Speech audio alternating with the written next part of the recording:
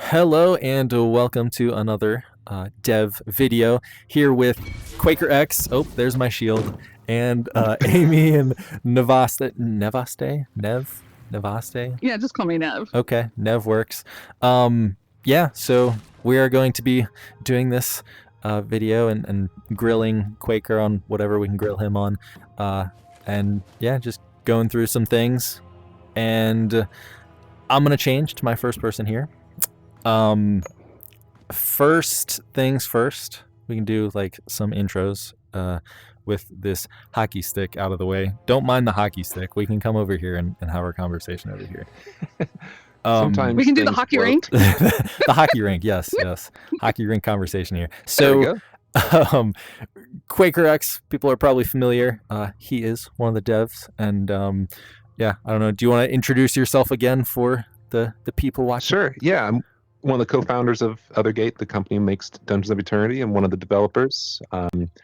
My main focus relies on, it's around level design, game design, all sorts of stuff. So that's built a lot of the dungeons and that's gameplay and things like that. Awesome. Appreciate that. And Nev, you want to introduce yourself here? Hi, my name is Nev. I have been playing the game for, since January of 2025. And yeah, I like shooting things. So shooting things and hitting things, monsters. or Yes, just that's what we shooting do. things? I am more of a ranged connoisseur. I hurt myself in real life when I try melee, so I tend to stay from melee. That's fair. That's a good reason. And yeah, you've definitely been playing a good bit. We'll go over and check some levels in a minute. But Amy, do you want to introduce yourself here? Sure thing. Amyeo, avid player since pre-order launch date. So Nice. 2.5 years now. Yeah. I've been playing, love the game. We have a guild that we have a lot of players playing together as well. It's just, it's a game that keeps giving. You guys are doing an amazing job. But yeah. Awesome. Good stuff. Great. Well, I figure we can either go into just like asking questions about we could do like a couple questions to start and then start a dungeon. How's that sound? That'll work. Okay. Yeah, Okay. Sounds good. Fantastic. I usually have like a list of questions. This time I don't, but I think there's enough questions to go around that shouldn't need a list. Yes, no. So, really important question for my son. Are there any plans to get rid of the hockey rink? Please say no. I was about to make a joke that this was going to be the last time we're going to be in the hockey rink, but I'm kidding. So I'm glad you asked that, but no, this will be in the next update. There have been no plans. We've talked about what else, do we change it up? Do we make it a different game? Do we just let it always be here? It seems like the general reception has just been positive about it. It's not really... Is it causing anyone problems? Is it, like ruining anyone's day that we have the hockey rink in here? So it's it was built as just like a side thing to this because we didn't quite have this portal finished for the last update, and it's kind of going to make its way into the next update. And we're like, well, let's put something over here, and yeah, I think people like it, so we're going to keep it for now. So my child plays hockey. My child plays hockey, and when he first got in here, he lost it. He absolutely lost his mind, and he proceeded to challenge me, which I knew was a losing battle. But I was like, he doesn't get a lot of opportunity to do things where he is significantly better than I am, because I don't even go on the ice. We stopped and entered the dungeon when he was ahead 28-5. Nice. Oh my goodness. This is awesome. Nice. He was so happy about this. And it's my understanding that some of the devs played hockey as well. Yes. Yes. Right? It's funny. I live in a place where we get plenty of snow, plenty of people play hockey, and I don't play hockey. I'm too big to play hockey. If anyone knows me, if you meet me someday, you'll know that guy's too big to play. Actually, hockey players are pretty big. So. But I'm a giant. I don't. My balance is in my left foot, so I don't really skate well. But we have some other players on the other developers on the team who've been playing, their whole lives, and this was, I think, a little passion project for them too. And I think it turned out really well. I'm glad that your son enjoys it so much. That's oh my awesome. gosh, he loves it. And he scored a Michigan on me, and then I found out that one of the devs also scored a Michigan. And do you want to explain what a Michigan is for everyone? Okay, so I'm not going to do it, but so the concept is you pick up the puck, and then when you come around, you like go behind the goal with the puck and then scoop it and put it in the top.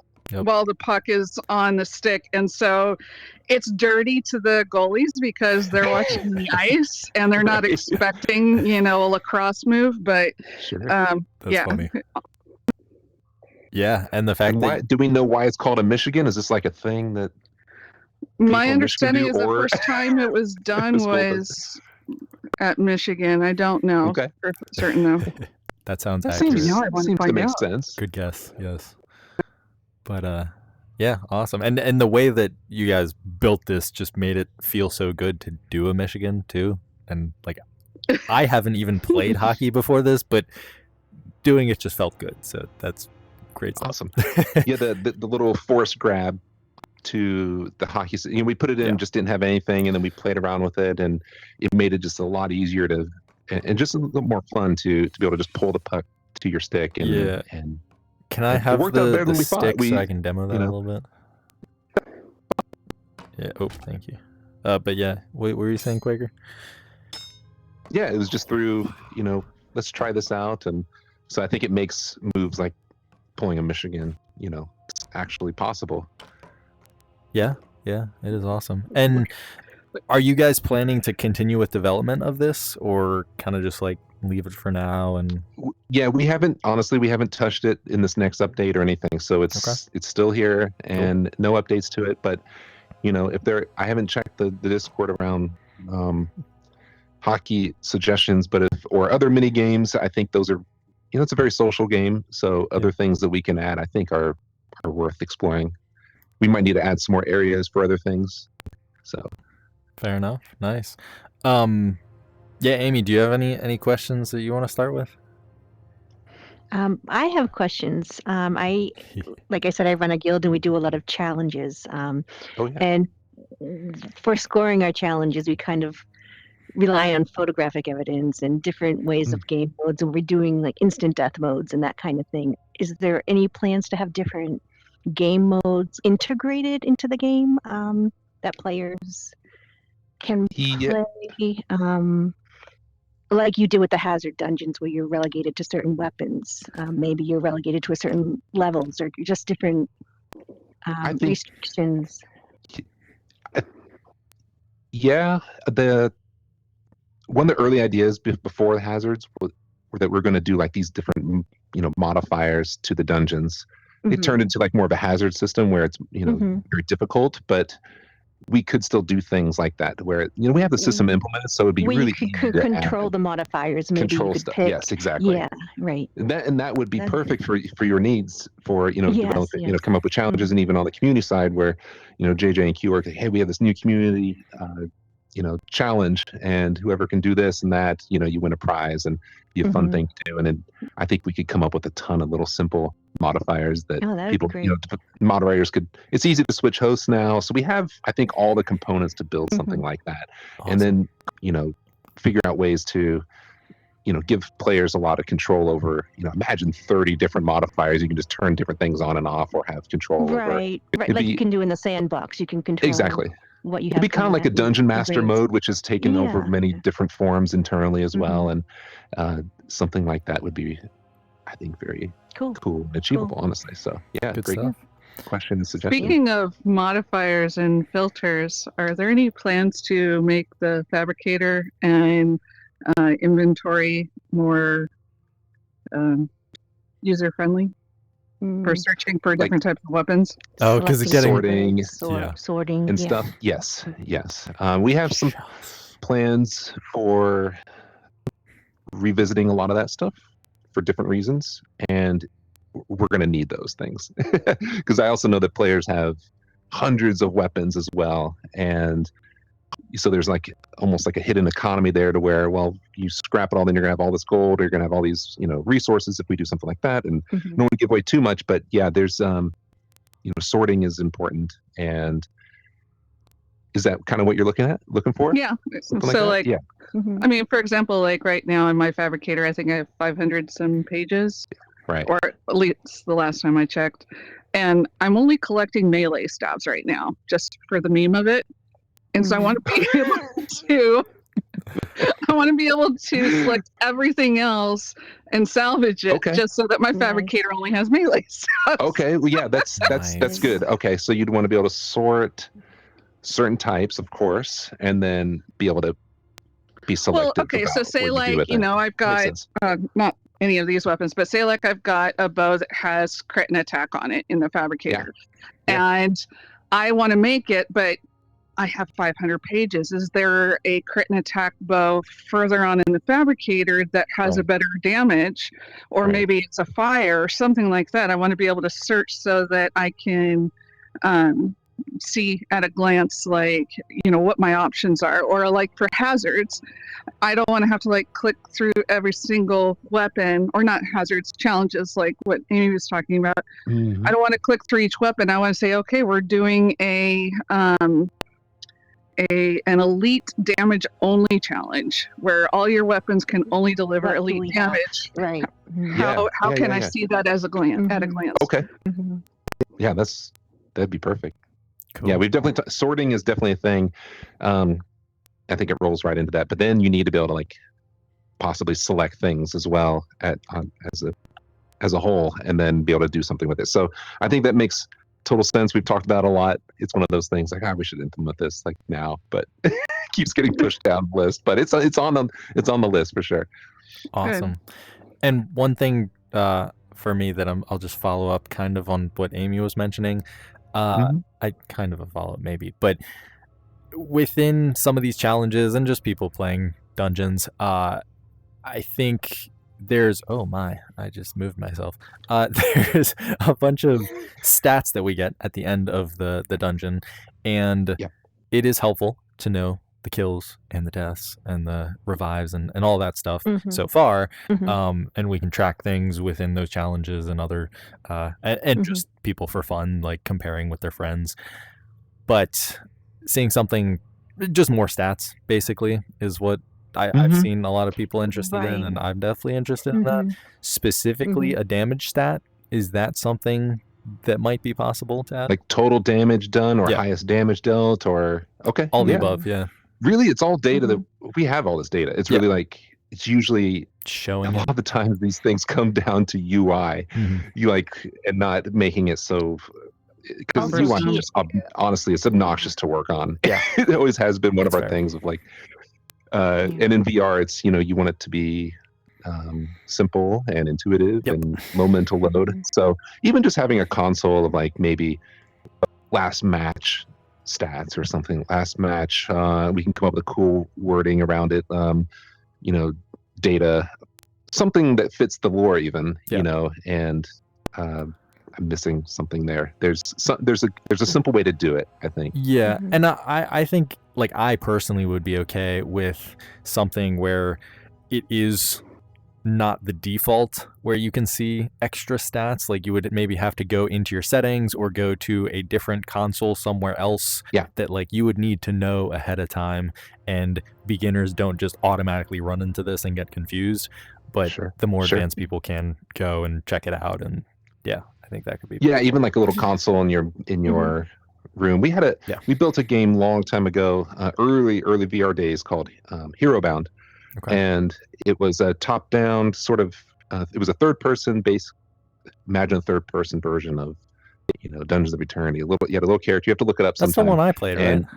Do you remember? I think so. Yeah, I think it was hand tracking, or was that was a different one? No, this is this was like, maybe I didn't play that one. Yeah, this is early days. I think you played our little hand tracking demo that we did. And Hero Bound was like, you're this little character, and you run around kind of like Zelda style, room to room, just like Dungeons of Eternity. Sweet. And in the home base, though, you had this like little area where you can see all these stats, and it was just neat to see how many steps you took, and all of this little stuff. And so even in our little player rooms, that's kind of like the equivalent there. Like each player has their little room.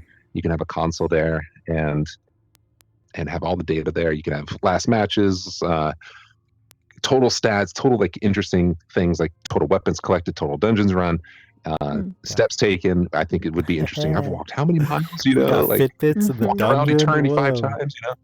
That'd be awesome. Cool. Yeah. Well, that's good stuff. Are you guys ready to go into a dungeon? Ready. All right. Fantastic. Let's do it. Let's get it. Yeah, everyone have their weapons and exosuits and everything sorted out. I'd probably need to switch my exosuit. That's a good point. Have you guys considered having a random weapon exosuit perk that you could put on when you do a random weapon dungeon? Because like, I don't know that I'm going to want to use Impale for my primary weapon. What if I get a sword? And so maybe like a random weapon exo perk that isn't as good as any of the other ones. But that you can don for that. But and what would it do? So you're wearing it and you go. Okay, so like right now I have Impale, I have Might, and those are weapon specific for me. Sure. But if I do a hazard dungeon that is random weapons, my Impale and my Might not do anything. Sure. Because I might get a longsword, or something like that. And so I was thinking, what if we had an exo perk that the max damage or the effect isn't as good as the weapon specific ones, but it's kind of like I'm taking a gamble and I'm just going to take the lower perk because I don't know which weapon I'm going to get, and it's going to apply to any weapon that I get. I see. We have not thought about that. That's a neat idea. Yeah. Cool. I need to collect all of the exo perk ideas. Oh yeah, no worries. We have suggestions. We have that suggestion. We got all the tags. I got you. Yes, I know you do. I need to go through there and compile a lot and make another revision because that's something we want to continue to add to. And that weapon perks, we know that going through and even I collected a new weapon and expand the exo perk and the weapon perks beyond the max weapon tier right now. So like if you're level 120, if you're level 420, if you're level 8, there's a joke before that we recorded. If you're level 1700, are there perks that unlock at that point? So stuff like that would be really good, I think, for the true end game players like yourselves that really play it all the time and continue to reward the players for playing a long time. Awesome. So things like that, I think, would just offer a lot more things to collect and things to talk about and make the game continue to be interesting after you've rolled over, several times. Sweet. By the way, I don't think that suggestion is in the channel already, so feel free to add that suggestion if you don't know if it is. And for anyone watching this, if you have a suggestion, look it up in the Discord suggestion channel, and if it's not there, then you can add it. If it is there, just support that suggestion. So, fantastic. Yes. All right, to the dungeons. Let's get it. Let me run and swap my weapons real quick. Okay. Yeah, I'm going to check my exo perks, exosuit. And I'm going to change to 90 FOV to get all the combat in there. Actually, no, I'm going to stick with 70 FOV.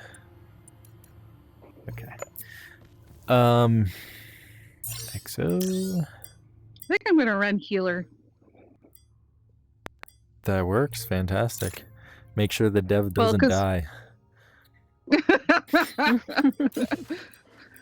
There are two cool hazard dungeons. One is bonus damage and the other one's no potions, so I figured healer might be beneficial. Cool. Are there any random weapons or specific weapon hazards?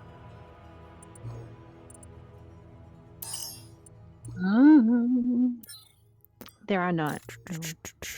Oh, well, those are my favorite. So not sure about you. We might have to. You guys are gonna have to really protect me. My weapon loadout here on this character is a little limited. Not the greatest. No mythics. I rolled over on. Well, yeah, I have so many. Well, I mean, you can characters. see he died. He died and is just a skeleton. Yeah. He's left with, you know, what his body was able to acquire when it was. That's all I could get. I got nothing. Well, it's okay. You have a level. Let's put this on the camera here. A level 1,734 here with us. So she'll be able to revive you and heal you to your heart's content. You don't need to worry about. I'm just going to use all ice. And again, I am not the highest. Grishnak is, I think, the highest legitimate, and he's like in the 2700s. Yeah, that is super impressive. So, yeah, and I haven't think... made my potions yet because I don't know if we're doing a no potions dungeon or not. Right. Yeah, that's fair. Okay. I guess I can figure that out. But yeah, I think there's at least another who is around 2,000 that I've seen that is not you or Grishnak, was it? But yeah, there's a lot of people grinding dungeons. I'd be curious because like the way to level up is very gold centric. Yes. Oh. And so they're not on the gold leaderboard if they're at 2,000. So I'm wondering how they did that. Yeah. I wonder. Maybe it is 1,000 that I was thinking of. But yeah, there are a few thousand level players. Yeah, for sure. But yeah, that the whole level of things reminds me of another thing to ask, but I'll ask that later. I could ramble about that forever. Let's go check the. Oh, I got a 20. Whoa! I released. Good luck. I like how there's like an audible, like objective evidence that I rolled a 20. It's just so like if we all heard it. Like we believe you. Yes, I released before you could see it. Yeah. I didn't see it, but I heard it. So epic. Abyssal Nexus. Okay. Nev, you had that selected. That is, I think, fine with me. Do we want to go crazy and do tier 7? Yes. Fantastic. Please. Make it really hard on Quaker. Quaker. Grab some potions. And let's do it. Oh yeah. Okay, yeah. So this is the damage. It's actually gonna be hard on you guys because you have to revive me constantly. That's true. Yeah. Yeah, I'll make potion of each real quick, or grab one.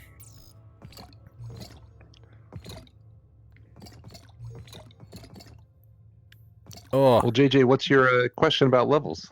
My question about levels. First, let me say. Unless you do want to save it, just don't forget. No, yeah. let me just say first, this cluster bomb, I love it so much. Yeah. Nice. The model right. specifically. I mean, the way it works too. I'm a big fan. Yeah. But I call them the honey bombs right now because they look like they do. Yeah, you honeycomb. got the honeycomb. Yeah, that's funny. Yeah. All right. Yeah. I will save that for now, just because we already kind of chose our hazard, and who knows when it's gonna reset. Actually. Okay. Yeah. 7 minutes. It will reset. So. Ooh. Launch mission. Okay. Jean's girlfriend is trying to whisper sweet nothings to me, telling me I'm going to turn heads with my honey bomb. Sometimes yeah, for those of you that don't know, for those of you that don't know Jean's girlfriend, that is the merchant downstairs. Her name is Ivy. Ivy at least I think that's what Jean told me. Yeah, anything you were saying there, Nev, we did not really catch because loading screen. At least the recording didn't. What were you saying about Ivy? Oh, I said I think her name is Ivy. Jean would know. You know, his girlfriend. Right. I don't think he's one of those guys who doesn't know the name of his significant other. Does the NPC have an official name, Quaker, or not official? Okay. Yeah, fair enough. Just merchant. Oh, speaking of official names, I have a name for the loot goblin. Oh, yeah? I named him Rudy. Because his face reminds me of Rudy Giuliani. Nice. You might want to cut that out. That's political. That's not political. That's just a person's name, and the goblin looks like a person. Yeah, just like this. Yeah, but I normally I'll scream. For all the lawyers out there, he is not modeled after Giuliani. Just lawyers listening. Disclaimer. Yes, fair enough.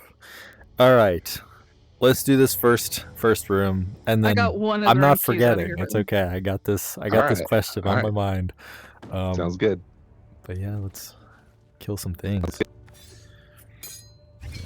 But yeah, we can try to have conversations while we fight, but when people start dying, clear rooms. Yeah.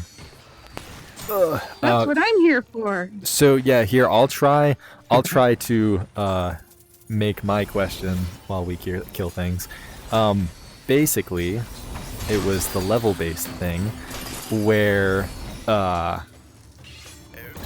we have. Oh no! One shot. Maybe I can't. Maybe I can't make this question while we kill things. It's increased as damage. Oh yeah. Ooh. Oh no! Oh no, Nev. Oh no. The healer is down. Did I? Okay, I did get the resurrect. Okay, let me just do a little. Oh my gosh. Ice potion. My. Oof. That is going. Coming. Rough. Thank You're you. up. You're welcome. Quaker is dead. No. Oh no, I'm so dead Another one's too. dead. I'm coming. Stand in healer. Somehow I did not die. Thank you. You're welcome. Ooh. Wow, it's Where is my? There it is. a lot of enemies in here. What's going on here? Holy. They know that Quaker's here. Extra critters. Yeah. Yeah, I don't think this is like helping my or my recording isn't helping the extra critters here. Getting a little bit of frame drop. Okay. Yeah. And I was like, not running great. yeah.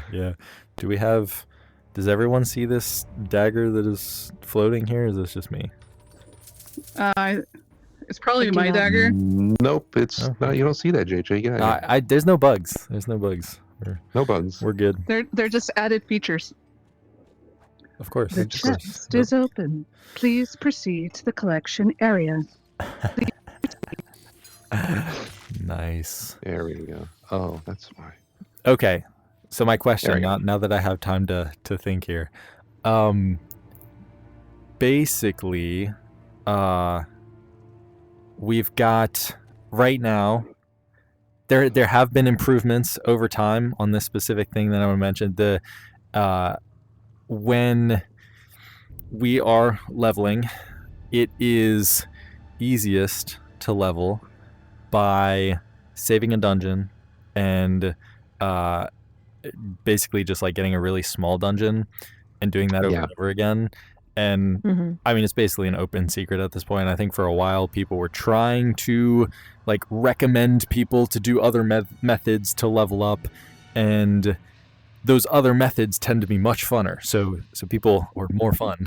So people will do those methods, and if they want to have fun and like actually enjoy the game and like kill things like normal, then they will do those. Just like play the game basically. But there's the other people who just really care about the level, or like they see a friend that has a certain level and they want to catch up to that friend, or they just want to be ahead of everyone else, and they will do these. They want to take shortcuts and cut corners. I get it. Okay. Yes, they cut the corners. But yeah, no, I mean, like it is. I get that. At some point, it's just added tension to the community. Some people really do think that you should just be able to play the game and level up as fast as possible just by playing the game normally. And then other people are saying like, oh no, we learned how to do this. We learned how to like do these save dungeons really fast, and it should make sense that we can just do these save dungeons over and over and out level other people, or like gain more XP, get on the leaderboards, whatever their goal is. But there's been a couple of suggestions that have I think would address this pretty well. And the bonus difficulty update that happened a while back, that definitely helped in the sense of like originally leveling up. But then once you get to level 60, you can't get any more bonus level or bonus XP except if you do hazards, which hazards definitely help in this case too. But save dungeons are still ultimately better. So there's 2 suggestions that I think are really good. One is kill XP, just kind of reworking or buffing the kill XP so that just when you kill things you get more XP, either just that base level or making it so that killing a boss you get much more XP than killing a scorpion. So there's that, and then there's also the exploration XP, and people have just thought that like, oh, after you clear a room or you clear a dungeon and you get the completion bonus. But if you like explore all of the rooms, maybe you get an extra bonus on top of that, like the exploration bonus. The 100%. Yeah, the something. Like that. Yeah. So those two things. Or instead of an exploration bonus, it's like you don't get your full boss bonus unless you've completed all the other rooms. So like at the end of every room, you've got that like gong kind of sound that tells you you finished it, which you only hear if you don't have the music on. And so if that has not sounded for all the rooms and you go and you kill the boss, maybe make it so that you don't get the full bonus, or not the full bonus. You don't get the full dungeon completion bonus that most people, they'll just like run through the dungeon, go to the end room, kill that, and repeat. Yes. Yeah, I run into this a lot in Souls and Crystals. People will say, well, why bother doing anything then tier 1? Because you get the same number of souls, you get the same number of crystals in the end. So if there was some bonus for doing a higher tier in those dungeons, I think it might help people, want to play anything other than tier 1 to get their souls. And I think new players figure it out pretty quick. They do a few recommended or higher level souls or crystals, and like, oh, it doesn't matter. So we'll just go to 1, we'll grind them out, we'll get all our exos, we'll get all our potions to make, and then that's pretty much the end of it. But if there was something to continue playing those modes, whether it be a weapon perk or anything, that is an incentive. Those 2 modes are going to get some love. I'll put it that way. Yeah. And totally agree. Yay. Yes. More reasons to play those, and there's another revamp kind of coming that we'll fix that, and then this stuff rolls really well. Yeah, and I love. We've talked about going back to like the in-game stats, in-run stats, having that, or like even like another leaderboard of players who have. I think I was talking to Protagosis about this a while ago about having the 100% completion of the the dungeons like that as like its own leaderboard or a big stat that is important. That would be cool. Really means you have to go through and explore the entire dungeon. You can't run to the end. To get the full bonus, you got to explore the whole dungeon. And in fact, the players themselves, the characters are called explorers. That's how we reference them. That is true. So it really leans into the exploration aspect and trying to, we got to find the map. We got to go to every single room, and we're going to be rewarded for doing so, not just get a little bit of extra gold or XP. I think that there's a bunch of stuff we can do with that, and it plays perfectly into some of the stuff we're working on. So these are great suggestions and feedback. This is really good. Yeah. Good to hear. And I honestly don't really care like what you do. I think just anything to incentivize more of the exploration and like completing and definitely anything to sorry. I have the maturity of a 5-year-old. Take it. We're cutting it out. I'm going back, cutting that part out. Oh my gosh. Nev, what's that over there? Oh, really, really important. I want to be able to light this torch. Oh, yes. My healing staff. That's a common one. Stay tuned, Nev. It's my favorite words to say in these dev videos. Stay tuned. Stay tuned. Woo. Yeah. Actually, maybe not all of these. There's certain reasons why you can't do that, but Yeah. We'll see. I think we've addressed this in a past dev video. He probably went a little more in depth.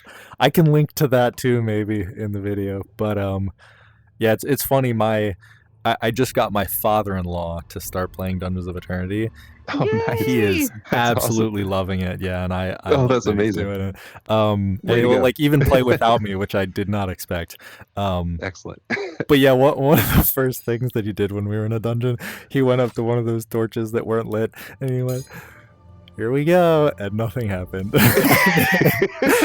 He's still playing the game, so he loves the game, but that definitely, I could sense the bit of disappointment there. So that's one of the things I absolutely love about this game is if you go into a public lobby, you never know who you're going to run into because it attracts people of all ages, all ethnicities, all interests. Like there's something for everybody. Like the person who's a D&D loyalist, they love actually being in there. People who like shooting things, there's that adrenaline rush. People who want to just chill with friends and talk and have fun without like huge pressure. It's just there's a little bit of something for everybody. Yeah. And that's what I love is like my friends list is like so many different types of people. It's great. That's awesome. It is awesome. Yeah, people, friends, family, like you just get everybody in here, and it is fantastic. I wish my family would play in VR. My sister gets sick. Yeah, that's the real downside to the platform. Unfortunately, the tech is just incredible. It's the coolest thing I've ever worked on. There's something about building something and then hopping in and then sharing with others, but it makes a decent amount of people sick. Even with teleport, it's a new, even if that's comfortable for you, it's still, there's a learning curve to it. It can get intense if enemies are coming at you and you're just freaking out, and then so you kind of have to get your what we call VR legs, but getting to that point sometimes is not fun because you don't feel good. So I think it's going to keep getting better as the hardware improves and frame rate's better. Those things really, really help. Teleport actually makes me nauseated. Oh, interesting. Because it's jarring. It's not as realistic. So right. That's another question I have too. Yeah. Are there any plans for a hybrid type movement, a crossover between the continuous and teleport? Oh yeah. Where you could just, if you're a continuous player, you can play on melee, but when you're crossing large rooms, people throw down haste. The teleporters are always faster. Right. Can you switch your other controller, like one toggle be for continuous, one for clicking forward, if you want to cross those distances? We've had some suggestions on something like that, but that's a good idea. Best of both. I know some other games have that type of movement, and it's great. Yeah, it'd be easy to implement. We already have it. It's like another UI thing. It's like, okay, then how do we put on a button? You don't want to go press a menu and do that. You want to just be which is what we do. Like stop, quick switch. It's a lot of practice to get it to do quick and not interrupt your battles. But I'm sure there's a way. It'd be great. I'm sure there's a way. Yeah. That would be awesome. Okay. Yeah. Epic stuff. Yeah. That's my thumbs up. Cool. I love how we can't tell if you're smiling or grimacing like the other characters because you have no lips. Yeah. Are we gonna get face tracking in here someday? Oh my. Once we get the hardware. Yeah, I know, right? Like easy. the Quest isn't gonna do that. But yeah, maybe some other stuff soon. Isn't the big screen, does that do face tracking? I think it does eye tracking, but not probably eye tracking. Face tracking that's tough. A little bit different. You got to have something to track it. So it's just like even more cameras than are already in it. More cameras. Yeah. Does the Vision Pro? They have like 13 cameras. Does it have? I'm pretty sure. I can't remember if it has. I think it has some sort of extra tracking there. I think it does specifically because they have their whole like face. Yes. Whatever they call it. Yeah. So. If only Apple liked gaming. Yeah, if only. And they did make recently. Some good controllers. Yeah, it wasn't Apple, but Steam recently did add Steam Link into the Apple Vision Pro. Yes, so actually, do you know any Apple Vision Pro people who have played Dungeons of Eternity yet? Or are they coming out of the woodwork? Yeah, okay. I haven't talked to anyone. No. I'm gonna have to get some people because I'm very curious. Yeah. And maybe I'll just go to an have Apple store and like download Dungeons of Eternity on the demo headset, and then just like I'll go do that. Yeah, for sure. Yeah. So you need that doesn't work though. Very expensive headset, and then you need And a gaming Steam PC. Link, and then you need PlayStation VR2 controllers to play it. Oh yeah, that too. Yeah, and Oh, wow. well, I mean, don't you also need a PC, a gaming PC to hook it up to? Mm-hmm. Yeah. So yep, that would be very, very expensive. Can't use a Mac. Yeah, you got quite the setup to play DoE on an Apple Vision Pro, but yeah, definitely. Hey, well, you guys ready for the next room? Ready. Sir, yes, sir. Let's do it. Into the thing. Onward! Onward. No, that's a different game. Well, we can go onward in Dungeons of Eternity too.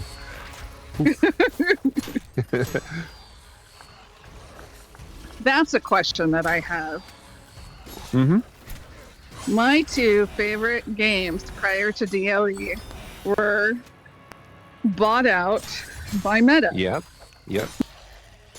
Would you Onward guys and ever pop one? And pop one, yeah. And the buyout, in my opinion, ruined both games. Yes. Unfortunately. Would you guys ever consider selling the game if it was the price was right, or is this like a studio that wants to continue creating their own games? I love this question. There's that joke that everyone has a price, but I don't know. Our freedom to make what we want at our own pace is worth a lot. Let me put it that way. Ooh. Medic. Epic. I am sorry. I was healing and trying to keep Quaker from dying. Let's wipe these guys out first, and I'll answer that one. Go into the history. That's a good question. That is a great question. Because I imagine having 6 people has its limitations, but it also has its flexibility. Oh, yes. And I love telling people that there's a strong family presence among the devs, because it's 3 of you are related, right? Or are there more? 3 are. Okay. Yes, but the 4 co-founders also, like myself and like Mr. Scary, have known each other and worked together since 2006 or 7. So we're brothers, we've been doing this for a long time. And the other 2 guys also we've been working together for a long time. So it's a close-knit team, and being able to do this with them is the best, honestly. We work together really well. We're great friends. And to answer the question, though, it is related to that, because we've worked at all sorts of companies, small independent game studios, giant studios. I've worked on big games, small games. We worked at Meta for almost 7 years working on VR, and it was an amazing place to work. But you're working with a lot of people and other people's sort of decisions, and we had released products, and we're like, well, we want to do this, and they're like, well, we're going to do this instead, and you're just kind of told where to go, and that makes sense. I get it. And with this company, we set out to say, what, we want to release the game, and then we want to support it and see where it goes. And things change in life, so I can't say never, but at the same time, it's what I did. My initial answer was that you didn't get to hear properly because we're smashing skeletons, was that the freedom that comes with this small team and building this game and having it out there and being able to do updates, that freedom, that creative freedom, but also just the personal freedom that I have with being able to spend time with family and being able to do things like this is worth a lot.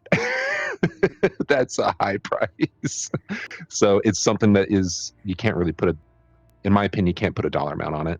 it's very important to me, and in my where I'm at in life and where we're all at, on the team, it's incredibly valuable. So, sometimes these updates take a long time, but it's partially due to the team size, but also we have this flexibility. We're working every week, but sometimes and oftentimes late at night or on the weekends we do things, but it's a passion project as well. So when I'm doing stuff on the weekends, it's like, man, I just really want to build something. I want to get in there and work on something. It's exciting. I know that people are going to get to play it like really soon. I don't have to wait years, or the game industry is going through a rough time right now, where the tech industry as a whole, but definitely the game industry and VR industry. And VR just as a whole, it's just really getting shaken up right now. And we're just incredibly fortunate to be able to, work on this game and share it with the world, and being able to continue to support it. And I had something else to say, but that's the gist. Yeah. From a user standpoint, it's like, what I love is your size and the fact that you aren't governed by corporate policies. Yeah. Sometimes you guys are able to respond so quickly, which, getting a little more industry nerdy, like, it makes you more agile. And because you have more connection to your customers, so it seems like you're able to pivot a lot faster and address things quickly, and you don't have to run it up the chain of command or follow some corporate approved schedule or anything like that. And just the level of detail, I mean, yeah, everything has gaps, or not everything, every game has gaps or something like that, but the level of detail and seeing like a personal touch, or just the fact that the drone inside downstairs in the basement at the outpost had a witch's hat. Sure. During the Halloween event, like, just little things like that are just absolutely so much fun. Yeah. Who's got the D20? Yeah, Does anyone have the D20 on them? Yeah, so that's a great. I was going to mention that, JJ. That's the perfect example of someone. I think we've talked about it internally and here and there, and then we had someone mention it, and we're like, well, we could. And then our artist went off and just modeled it, and like, it was in the next day. Like, it was, we don't have to go and talk to anyone. We're like, let's just do it, And that's why also, like, we say things in these developer sessions, and some things will make it in and some things just won't, or they'll get later on. Is because we are small and agile, and we can be really flexible, but it allows us to do silly things like that, or we have some things that you guys have no idea we're working on, are very exciting, that I think the community is going to love. I can't wait to share more about it when the time is right. JJ, you'll probably find out sooner than later. You and Georg about some things, but nice. I think it's going to be really cool. I'm excited. Looking forward to it. It's we've got a lot of stuff cooking. Let's put it that way. And when is Nova going to enter the dungeon? There you go. Everyone again, I can't answer when, but definitely happening. Let me say we have all sorts of animations done for her to attack all different sorts of attacks. Oh, wow. So we've talked a lot about. This is like animations that haven't even been like in the game yet. Just they're not in the because we've seen the animations on like the test skeleton and stuff like that, but. Yeah, that's awesome. So that's absolutely something that's going to happen. We've, just to be transparent, we did talk about, this was actually way before we ever implemented Nova, was that we were thinking ahead, and you could probably go back to the original roadmap where we had like single player content, DLC or something like that. And we were, at the time, we were kind of like, we should put a roadmap out there. We don't anymore, because certain things made it, a lot more made it than what we actually promised, but certain things didn't. And then people were mad that we didn't do those. We're like, well, what about all this other stuff that we did do? So we just don't release that type of stuff anymore, because we do like the flexibility. And I think it's better things will come out of that. But one of the things was that you're going to have this campaign with, the solo campaign, and maybe you'd have like a pet wolf, and then, would this be free? Would you sell it? But then what about, co-op? What about, we're already selling the game, but we want to sell that too. Like, so we're still figuring out what we're going to do there. It's, but yes, she will show up in some way for sure. You said she. Oh. You heard it here. Oh, Deb Selfie, said it. Nova is female. Suck it, Gene. Suck it, Gene. Yep. It's okay. I think we've already proven that Gene is just very stubborn, and he will continue to call Nova a guy. So whatever. I don't want to say She's a good official, girl. but yeah, I mean, we've always assumed she was a female. So we assumed. Yeah, I guess She's a good girl. Yeah, she is a good girl. Awesome. she's ready to rip apart some skeletons for us and with us. So It's good to hear. Yeah, we're ready to do it with her. And do we get to heal her by feeding her bones, or Oh, yeah, that's still up in the air too. Like, do you have to revive her? Things like that, or she's just sort of always there, or invincible, or how do we balance that? It's just supplemental, help. Can you upgrade her Can you abilities? Yeah. Right, How right. sad Things are we like gonna be that. if she dies? That would be. Yeah, don't Yeah, have you her won't want die that. though. She'll never Whatever. die. Please don't let the dog die. You can teleport her back to eternity Yeah. quickly. Like Yeah. give her a collar that allows her to teleport only, or something like that. Use the When she tech. goes down, just please don't have the dog die. I will. We be did have an sensitive. early bug where you could do damage to her Whoa. in the lobby. We're like, it just hadn't been implemented yet, and it was so sad. Yes, don't worry. The dog Nova probably will squealed, and oh, poor Nova. And she just you'd And have you're to- using but the AI revive for thing her, would come up. right? What's that? She's an AI program, correct? Yeah. Or Like an NPC? Yeah. So Okay. That's a she'd be loaded like question. yeah. I gotta be careful with AI these days. Yeah, she has her own, thinking. Put it that way. Nice. Epic stuff. Nova GPT. I don't even remember where we came through. There's Yeah, stuff to break. I think it was that one, but they're like the same entrance, so yeah, I don't know. Let me see. Hey. Yeah, this is one of those. This is a It's dead the end kinda room over same- here if we want to come get this Okay. dead end. Yeah. Wahee.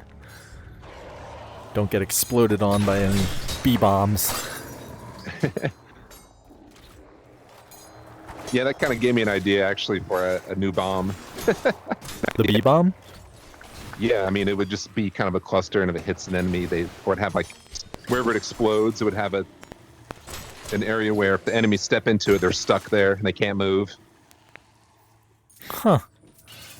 Enemies. It's kind of so like it's not quite an ice, but they would just be stuck there, and they're slow and they Like can't a- move, and gravity, kinda like slow a black poison. hole, kind of. Sort of, yeah. They'd be kind of stuck in a little area. I am trying to remember which friend it was of mine, but one recommended, what if you could have a magic staff, like a necromancer staff, that would turn some of the dead monsters Yeah. into your side Into and allies. have them attack. Turn them into allies and have them attack for a certain period of time before they disintegrate or something like that. That reminds me of the Yeah, live we- stream. Yeah, we've talked about this, I think, a few times. Yeah. Oh, yeah. sorry. No, I that's swear okay. I've watched- Bring it No, up again, that's yeah. that comes up often enough to where it's nice to hear those Yeah, things definitely. again, because it's like that shows that it's being Important. talked about and people want it. Yeah, it's Mhm. important. Or what it's the- about or like the Friendly charm, Fire? The Friendly Fire. Did we? Tier 8 dungeon there- with friendly fire. I mean, Silver Yeah. Tongue Devils is always grilling you on friendly fire, and like he Yeah. loves Okay. friendly fire. But yeah, I think we've mentioned friendly fire at some point too. But yeah, I don't know if you want to address that now.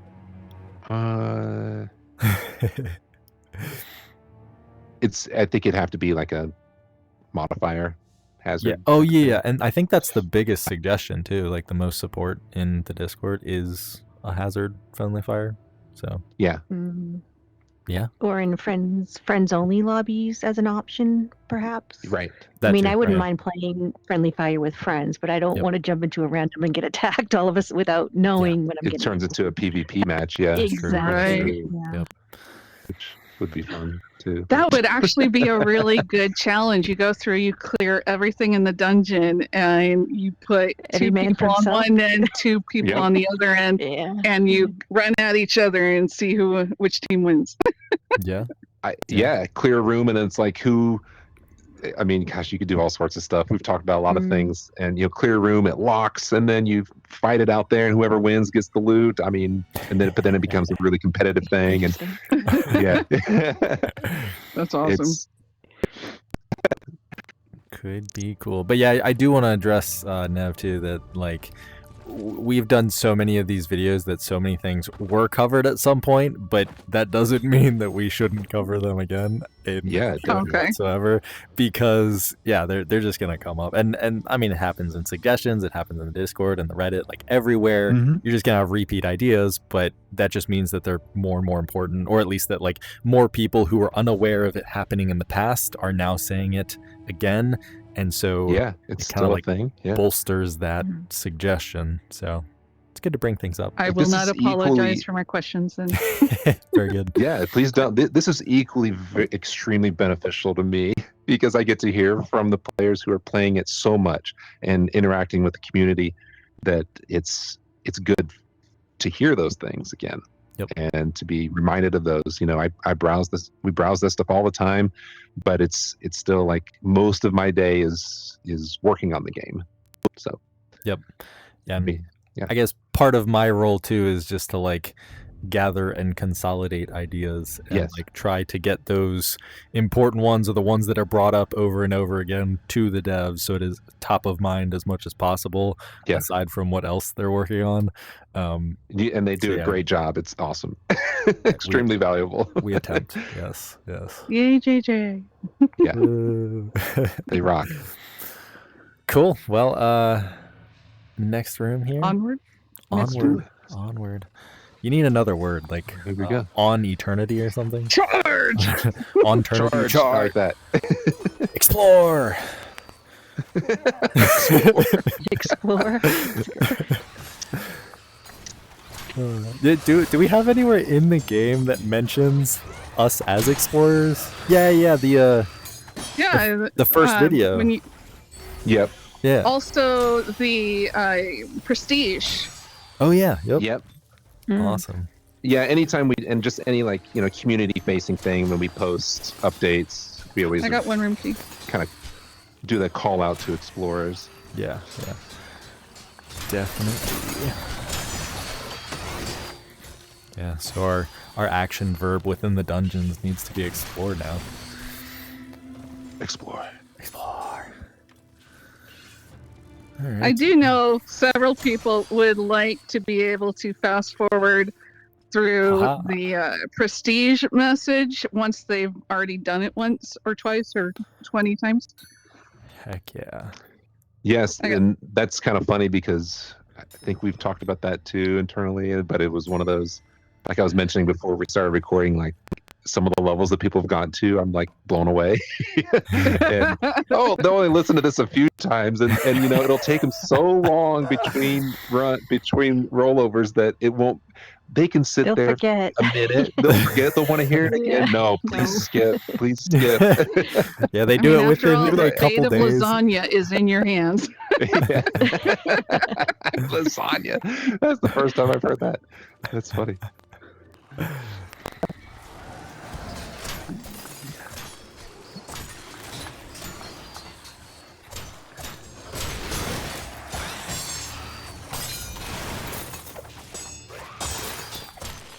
I still love that parrying change that you guys did in the. I think that was the mythic update, right? Oh, Goblin! Rudy. There he is, Rudy. Get him! Rudy. He didn't have a chance. Not at all. Not with Amy on top of him. That's what she Sorry. Well, that was low hanging fruit. Sorry. Too easy. No comment. You're just shooting him. That's all it was. No underlying meaning. Come on, man.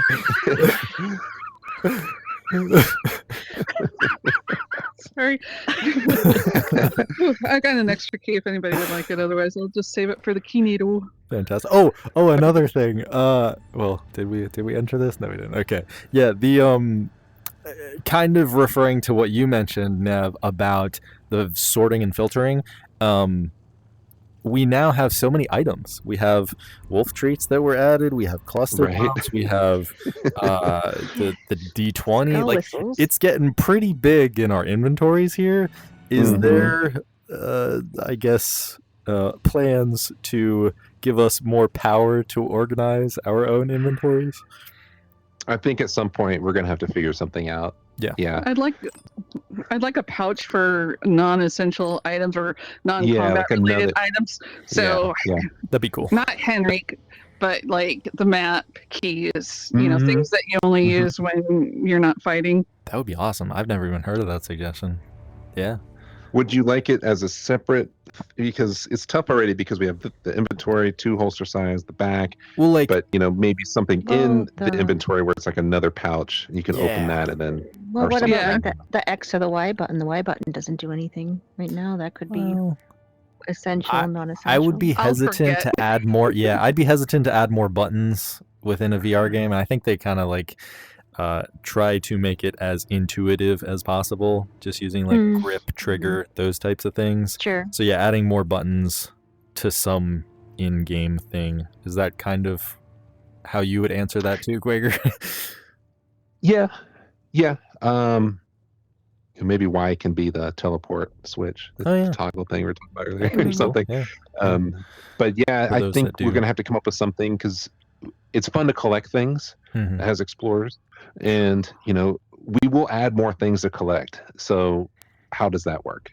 You know, we're going to hit that limit of low mental load not working anymore. Dungeon coin. That suggestion, the dungeon coin, where somewhere in a dungeon you may find a special coin, and if you get it and take it back or something like that, and you collect so many, you can turn it in for some awesome explorer cosmetic or something from the merchant. Cool. Yeah.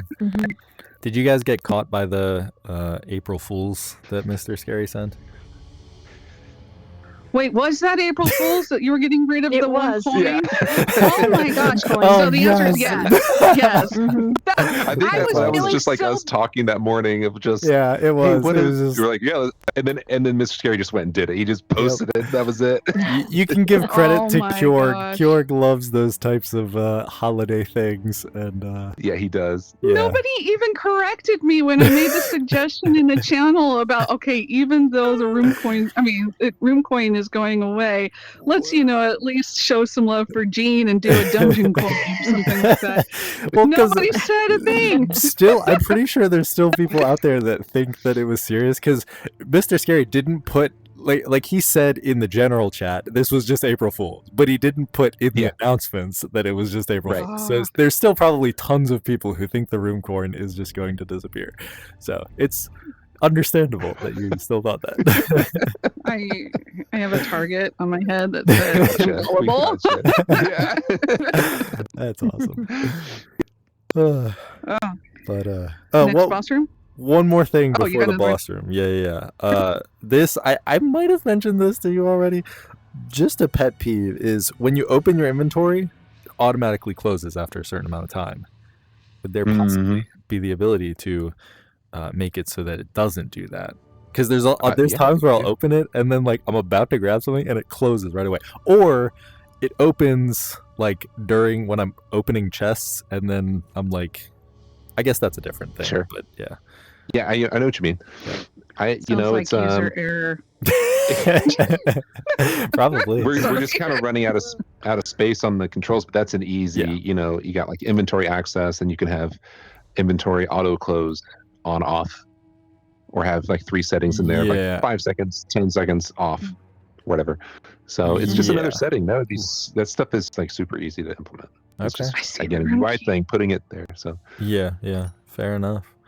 But totally, I've run into that too. I'm like, where'd it go? Yeah. I did not just have it open. But it's okay. Nev has it. I see the room key. Okay, yeah, let's do it. the room key. I'm like, ooh, something shiny. Where is the room key? It's over here in the corner. Yeah, sweet. I'm gonna go ahead and put this in front of the chest because I'm already full.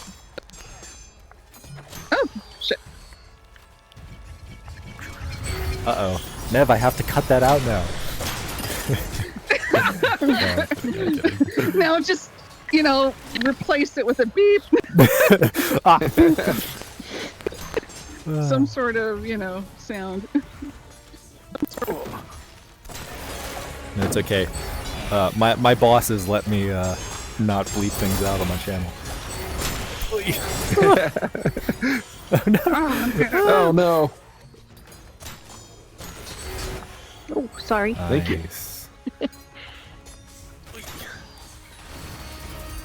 That's a good case for not having friendly fire in the game. It's accidentally shooting your friends. Right. Well, that's the whole point. that is, yeah, that could be an argument for or against. I confused you. Ooh, we got an ice Karen. Ice Karen. Oh, bombies. Ah! There we go. Oh, speed. Ooh, I just got hostage. Oh, there we go. Oh my gosh. It's hostage, spelled like Nevaste.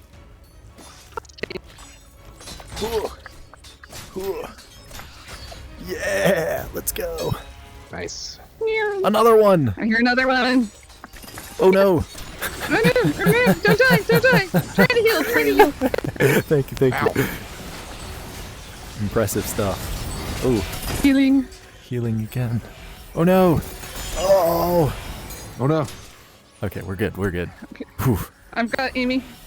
Thank you. Nev for the win. Oh, I have a res potion as well.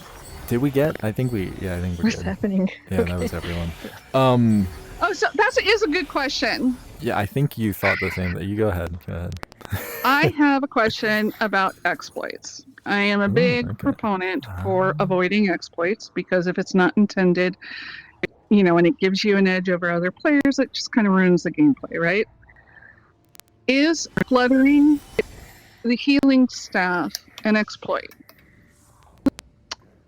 I don't know.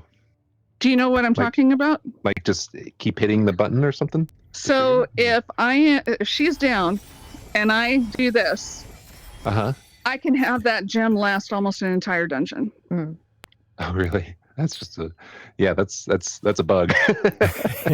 But would it be considered an exploit to you? Since it's the healing staff, it's not as bad, in my opinion. Not a critical exploit, but because it's you're healing and not as many people use that. It's less of a. Would you agree or disagree? What do you think? I don't think it really gives. If anything, it gives them an advantage because I'm able to keep them up longer. Right. So I don't think it's that bad. It's a feature. Okay. It's a hidden feature. Okay, so if not a bug, you're it's cool a feature. with it, I'm not going to feel bad about doing it. Quaker told me it's not a bug, it's a Conscious is feature. safe here. You're okay. Nice. Yes, but if you want it removed, go to Kjorg the bug man, and hunt the bug he'll for add you. it to our bug list. Do you know how? I mean, there are already so few healers. Do you know how many healers would have my head if I advocated for getting rid of that? That's somewhat. If it's a known thing and it helps them, I might not. Yeah. Oh yeah, that's where people are like, "Oh, I can heal. I can do that," and so I think it actually gets people healing more. Yeah. Yeah, it's one of those. Some of those things are fun, like to discover and utilize, and so that might be one of those you want to just. It's an unintended feature that you guys are perfectly fine with. Yeah, it's not game breaking. Okay. So no. Yeah, when the game breaking ones come, Kjorg will be on top of those, but and other devs, of course. Kjorg is not a dev, but yeah, that is a good point. While we're on the healing staff, printer is printing things. Okay. My printer's printing something. I don't know. A magic printer. It's not like it prints out like we have your, something. Nice. You're something about that exploit. We know about the exploit now. We know. So yeah, the healing staff. That doesn't. There's no like stat at the end of the game for that, is there? Like there. I mean, there's the. Does it even track like how many people you revived with it, or does that only work with? Not how many people I've revived, but it tracks how many times someone has been revived, whether it's from the potion or this. Yeah. But yeah. Okay. Yeah, that would be cool. I think there should be many more stats like specifically for that. I like the total damage, that thing I mentioned earlier, but the other thing that I think would be top of mind, at least for me, would be making it so healing is more incentivized. Even though it's just like one staff, but I think it would be cool. Both that and like resurrection potions and just like it's a co-op stat. It's a co-op stat. You exactly, know, we should really like promote that. Yeah, for sure. Awesome. Or instead of how many times revived, how much damage have you revived? Because ideally, I'm going to keep you from dying. Yep. So if I heal for 5,000 damage, but there's only one res, then that's better than 5,000 damage and 10 reses. Yeah. Right. For sure. Good stuff. I will do the honors here. The carbonated key. Ka-cha. And then we've got this room over here. Yeah.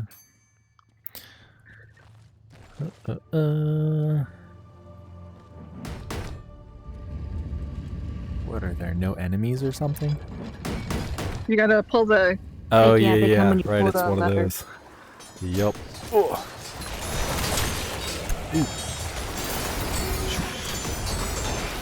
I almost backed right into the squashies.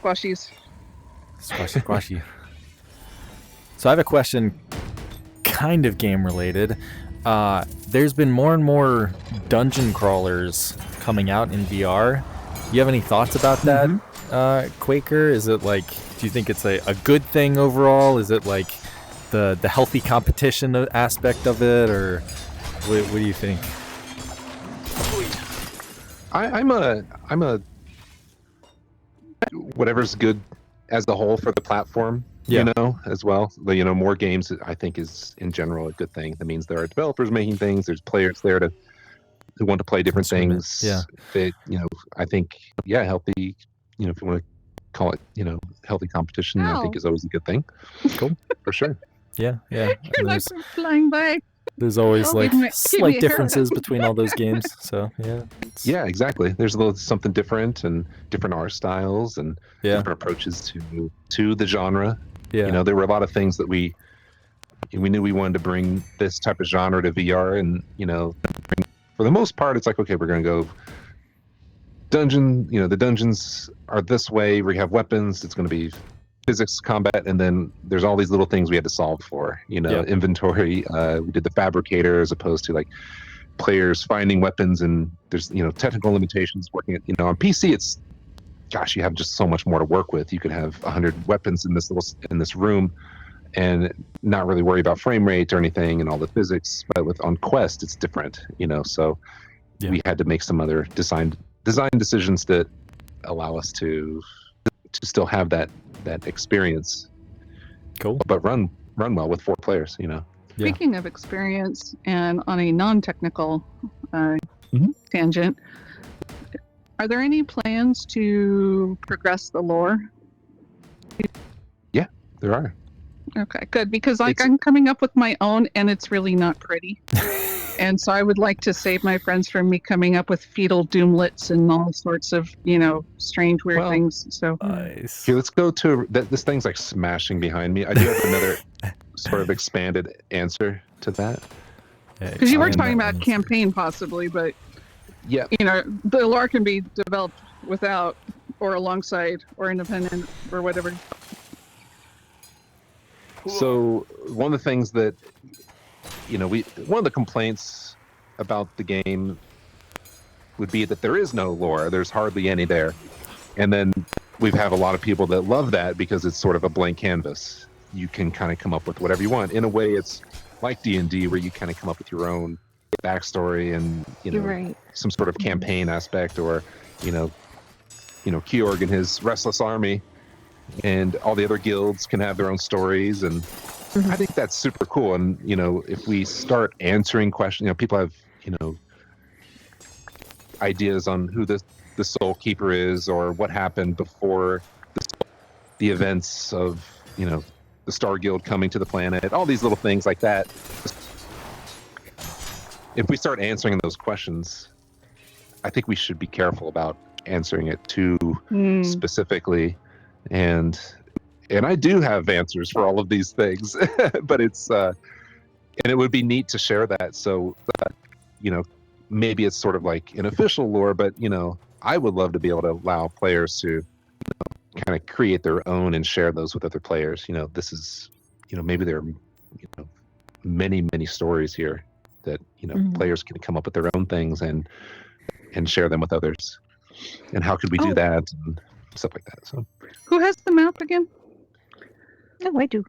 I have a question. So we have noticed that in some cases chests are not showing up, and we know that mimics appear to not appear. Sorry for the redundancy. Is there a reason why sometimes the chests don't show? Is there like a limit of how many chests can show up? I don't think the ones in like the secret room show. Sometimes they do. Maybe once you've opened it, though. Yeah. Yeah, but they're... Yeah, I've noticed, particularly in the larger dungeons, that the first 10 chests will show, but if there's more than that, then they don't. Oh, really? Yeah. That very well could be some sort of just... It was like that maybe a few limitation. updates ago. I don't know if that's changed recently because I haven't been paying attention to it, but it was like that previously. Another public service announcement. If you do find bugs, share those. If it's like a game-breaking bug, maybe don't share that to everyone. But you can definitely report it to at least Georg or community managers. But yeah, we definitely try to stay on top of bugs as a community, and then also the devs will address bugs, and you can see that in the patch notes. So yeah. That sounds like a bug to me. Yeah. Like maybe some sort of weird integer limitation or some... We never thought there'd be more than 10. Who knows? Yeah. We have done with 16 chests, That just came from your head. I just grabbed this. Okay, whatever. Well, look at me. I am my phone. I was going to say, it looks more like humorous or... That was crazy. Yeah, I missed that too. I guess it's not open yet, maybe. Yeah, we can go back to get that. But, oh yeah, we have to go back anyway. But yeah, so... when there are bugs like that, is it best for us to record them? Or, I mean, I guess the more evidence, the better, right? So, you record them, you try to explain it best as possible. I don't know if you get logs. Repro steps of any repro type. Steps. Yeah, repro steps, any screenshot usually. Oftentimes we'll know what it is. If it's like that one, you could just explain it and oh, well, maybe it's just some weird limitation, or some count that's wrong. But if it's a complex bug, repro steps are obviously the best. Does the dungeon steed still help? Yeah, it can. Depending on the bug, then we can just load it right in the editor and fly around and click on everything. So that's what's nice about we don't have to load up the game at all. We just load it in the editor and in the project, and we can see everything and debug things. So yeah, I just pulled it up on my screen, the way to get to the dungeon seed. For those who are curious, you go to other, and then you can see the dungeon seed there. And so that in a recording, or just you note it down somewhere, that works. So cool. Yeah, so super helpful. Good stuff. Yeah, you ready to go get our chest? Apparently, Nev is already ready. We're ready. We're on the way. No. I love the timing on this. How with haste, I can just keep running without stopping. Yeah, that is perfect. Oh yeah, the chest was over here. Oh, poor Quaker doesn't have haste. So slow. Oh no. And yeah, you're getting that lever. Perfect. Nice. Ka-ching. Pull the lever, Krunk.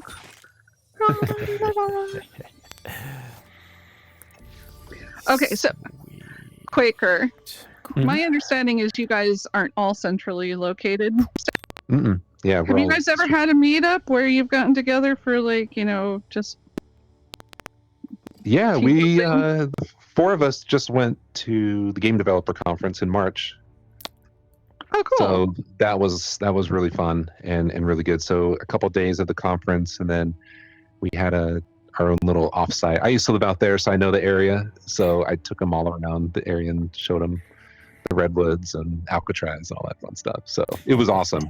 We got to talk a lot about and show some things off to each other, and look at all the new stuff coming down the line in the industry. And yeah, so now it's easier for us because the 4 of us are in the United States and 2 are outside of the United States, so that's harder. But it's been a while since some of us have gotten together.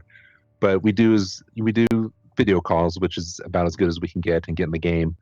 But it's still not the same as being, face to face. So we still need to make that happen.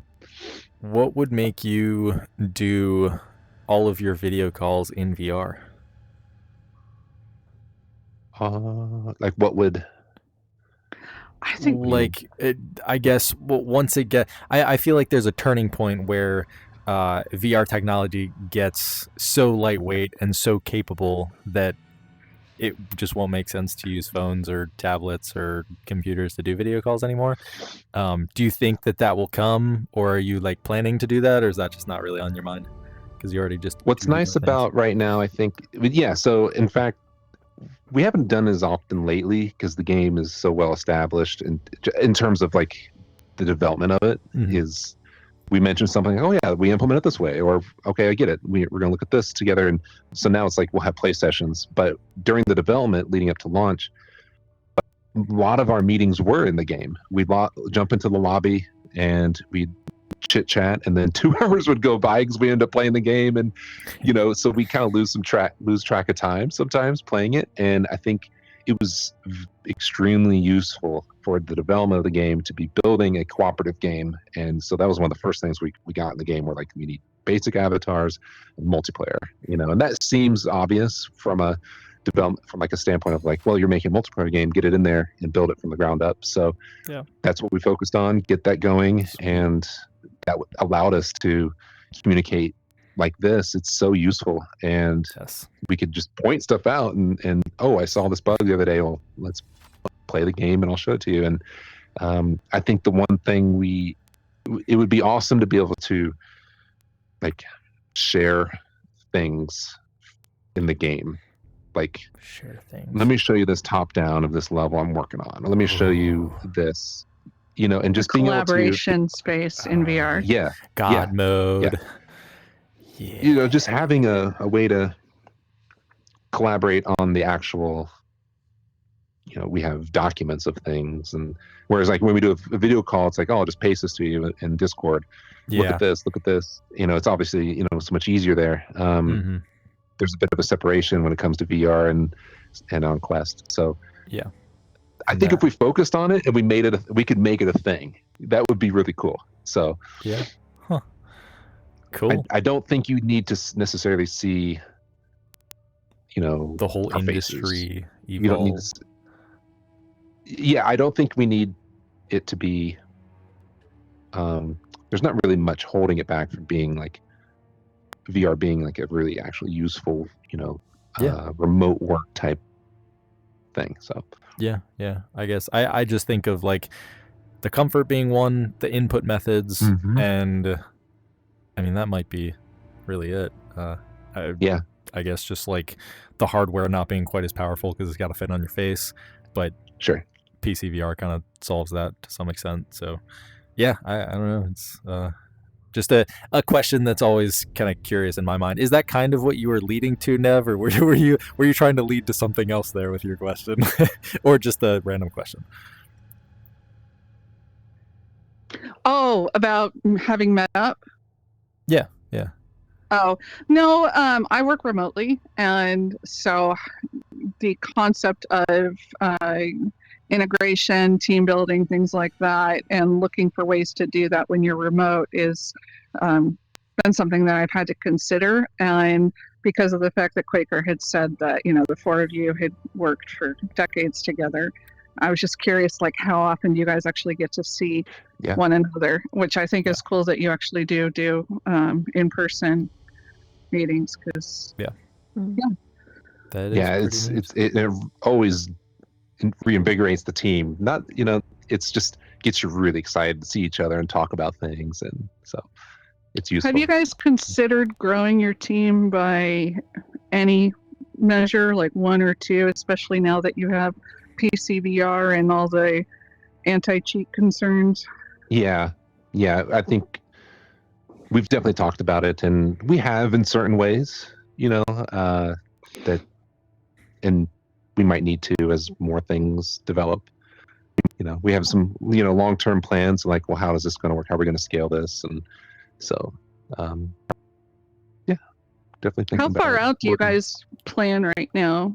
Like, you had mentioned that you don't post your roadmap because you don't want to disappoint people when you switch, but like, how far ahead do you project your projects? Eternally. It's we did kind of build this game like, well, it'll be all, and you can pretty much keep adding to it, which is nice. So I'd say a year roughly. You know, some things just don't make it, or, you know, new things come up, and this is really exciting to work on. Let's make this more of an important thing to work on, you know, or features that, you know, we're just excited about that we got to get that in this year now. Or, you know, we wanted to port to Steam last year, and that, you know, maybe took longer than we thought it was going to, but at the same time, we launched with more features than we thought we were going to as well. So it kind of balances out in that way. But we're like, okay, what, you know, because to be honest, a lot of the game industry makes a lot of their revenue at the end of the year. So we can't fumble at the end of the year and like not have something ready. Like, it'd be nice to have a big feature, you know, or, you know, a nice big update before the end of the year to be sure that, you know, and it's solid and reliable, so that, you know, all those new users that come in have something to look forward to, and it's reliable and everything. Does that make sense?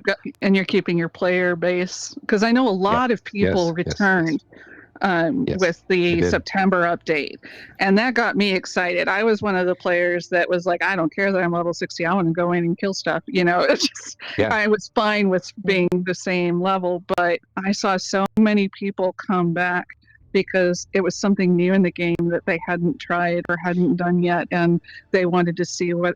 And that, I think, was really exciting because it created more public lobbies.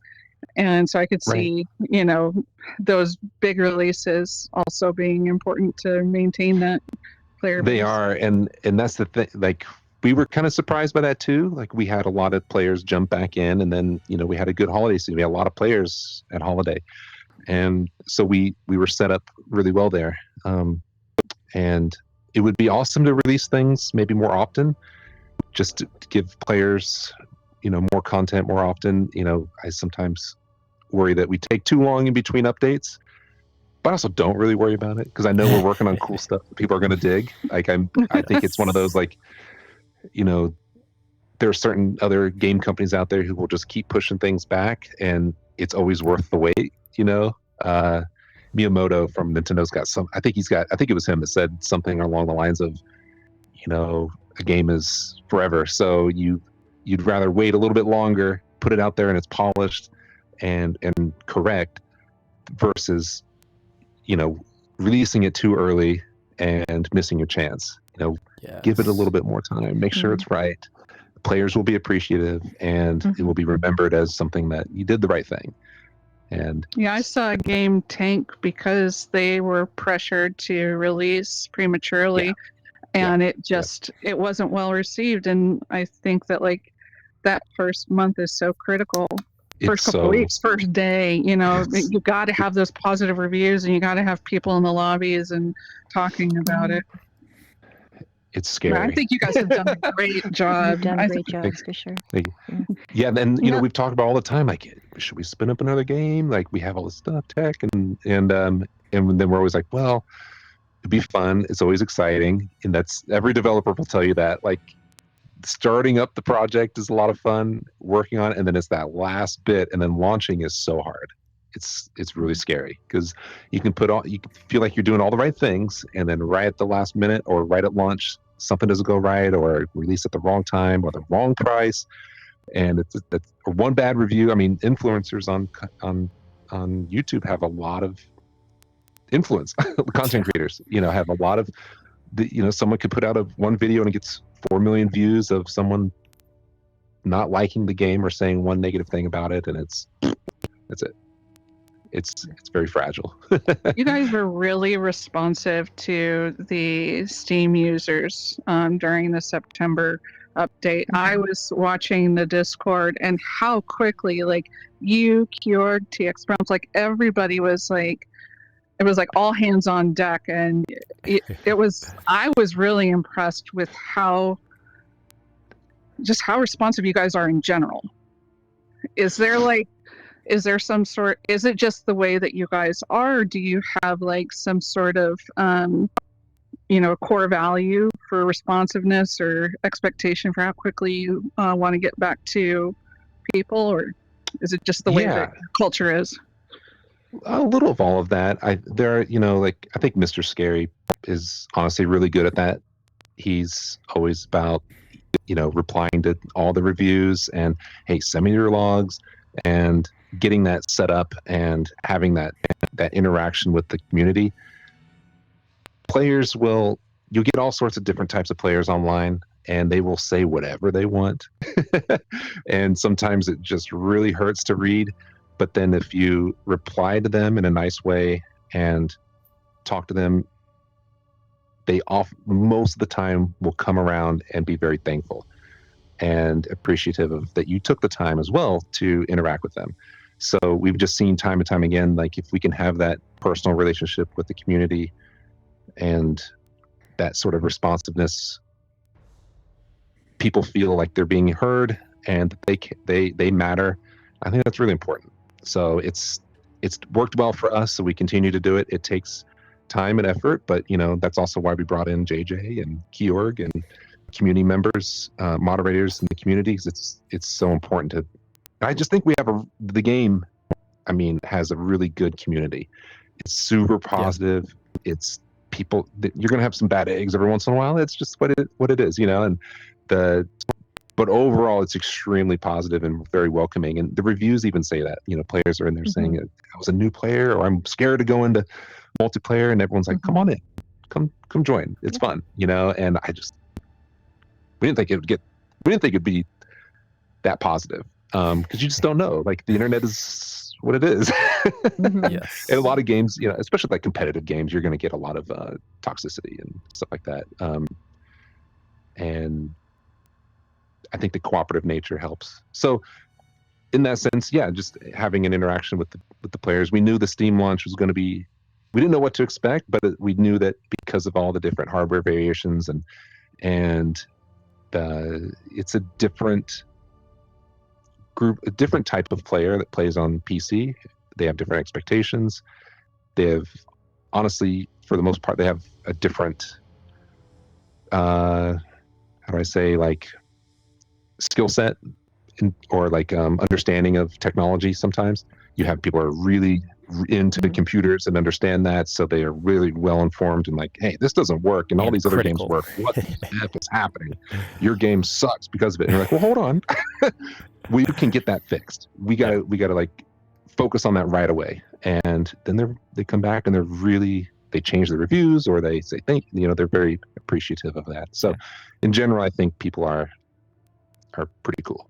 And I saw that firsthand. Like, some of the Steam members were having issues or encountering bugs when the September update was released, and the fact that the devs and the team as a whole listened to them, believed them for what they were saying, and didn't waste time, like, have you turned it off and turned it on again? Like, they trusted them. And so I saw the demeanor change where people are like, I actually have a voice. I feel like I'm actually collaborating rather than having to bang on, a big solid door asking to be let in. It probably helps that we don't have like AI bots that are answering, turning on and off.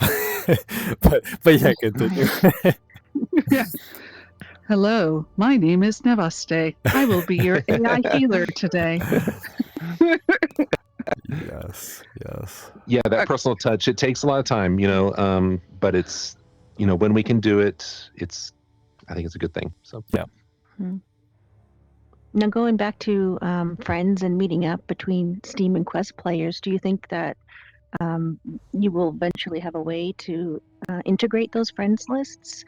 Oh, Please. It's a good question for TX Bumps. He handles a lot of that stuff. I know when I think it's when more I play on Steam, I have no friends, and when I play on Quest, I'm in a whole different.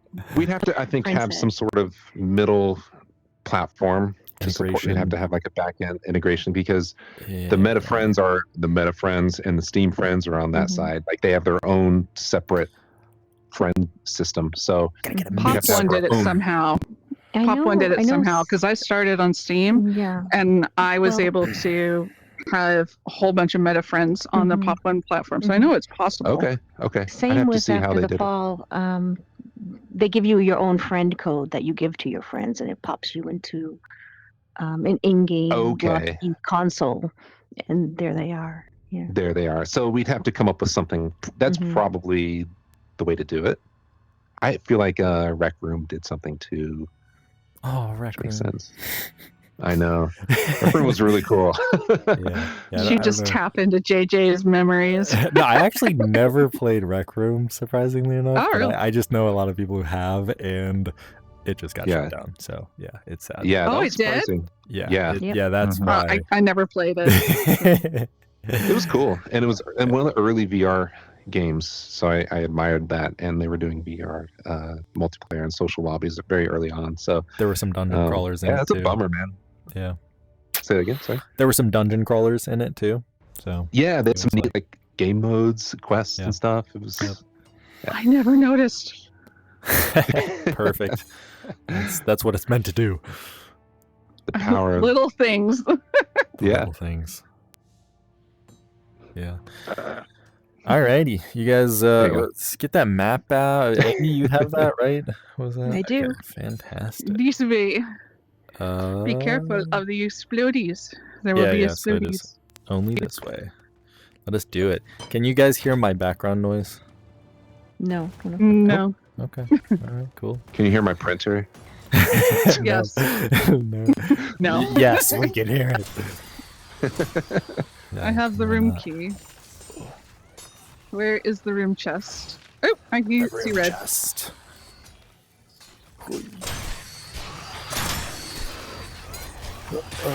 Also, as a healer, I would love for some sort of gradient that would tell me when someone's close to death versus only like 25%. Okay. Yeah, more feedback on that would be useful for sure. Ooh. So then I can prioritize healing.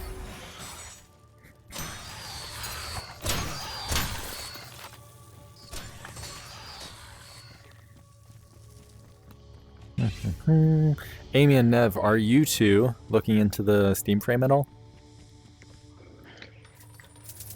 Possibly. Thinking about it.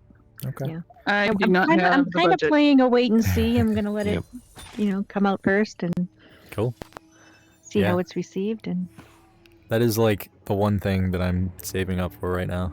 And yeah, I think it's gonna be like the perfect product for me for VR specifically. Do you? Yeah, and I mean not even for VR. I've got a lot of flat screen games that I play, and being able to just put on a headset and start playing my flat screen games with no latency and not having to worry about anything, even plugging it into a PC, whether it's standalone somewhere else or just like connected to my PC automatically, that just sounds amazing. So yeah, it does. Yeah. I'm still running on a 2060 Super, so like I'm like I need a new computer if I want to get back into my index. I don't think you would need it for the Steam frame though. Like I think the Steam frame for one is just better than a Quest 3, or at least technical specs wise it should be better. And then like I guess you could also use your PC if it works, but I don't think you would even need to take advantage of it pretty well. But yeah, Quaker, are you guys thinking about the Steam frame much at all? Yeah, of course. Of course. Okay. That's all I can say. That's a terrible question. Yeah, it's okay. I won't put you on that. But yes, the answer is yes. That is exciting. I like this room. Excited for it. Nice. Yeah.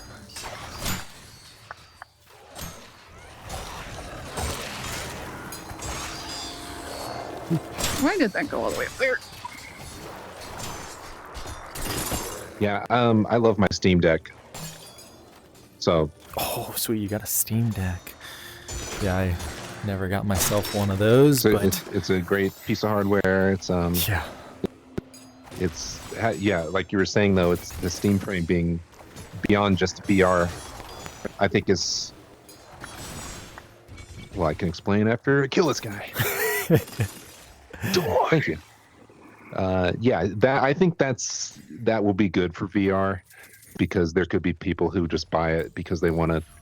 They live in a small apartment, or they want to travel and they travel and they have a. Now they can play their PC games on even just they don't play any VR, and they can use it to play games on a massive screen in private and wear headphones, and it's a cool experience. Easily, which. So, in theory, you could have done all of these things before, but yeah, just making it. It ain't easy. Yeah, it's not. I've tried easy right now. Yeah, exactly. I've tried as well, and it is not ideal. So, yeah, that is awesome. So I think that'll be unless it's $2,000, it's going to be a great product. I'm pretty confident in that. And it'll be like a little foot in the door for VR, even if you're only using it for flat screen things. You're just wearing the headset. Yes, I agree. Flat screen. Yeah, people will be like, oh, you're wearing a headset, but you're not playing VR games, and then you get enticed, and you see Dungeons of Eternity in the library, and you're like, oh my gosh, this is the best game ever, and it's got the best reviews ever. You should just play this game right now. You should try this out. Yeah. All right. Killed things. Yeah, and Valve loves VR, so they're I think they're going to do a good job with getting players who aren't playing VR, if they have a Steam Deck, into VR. Yeah, for sure. Giving it a shot. So. Yep. Yeah, and they made Half-Life Alyx and the Index, and those were some of the best received VR things. Yes. One being a game, one being a hardware. But yeah. And all the early VR stuff they did was very important to the whole product. Yeah, I don't even know much more history, but yeah, I believe you. They were there from the beginning, so sweet. The early demos were so cool.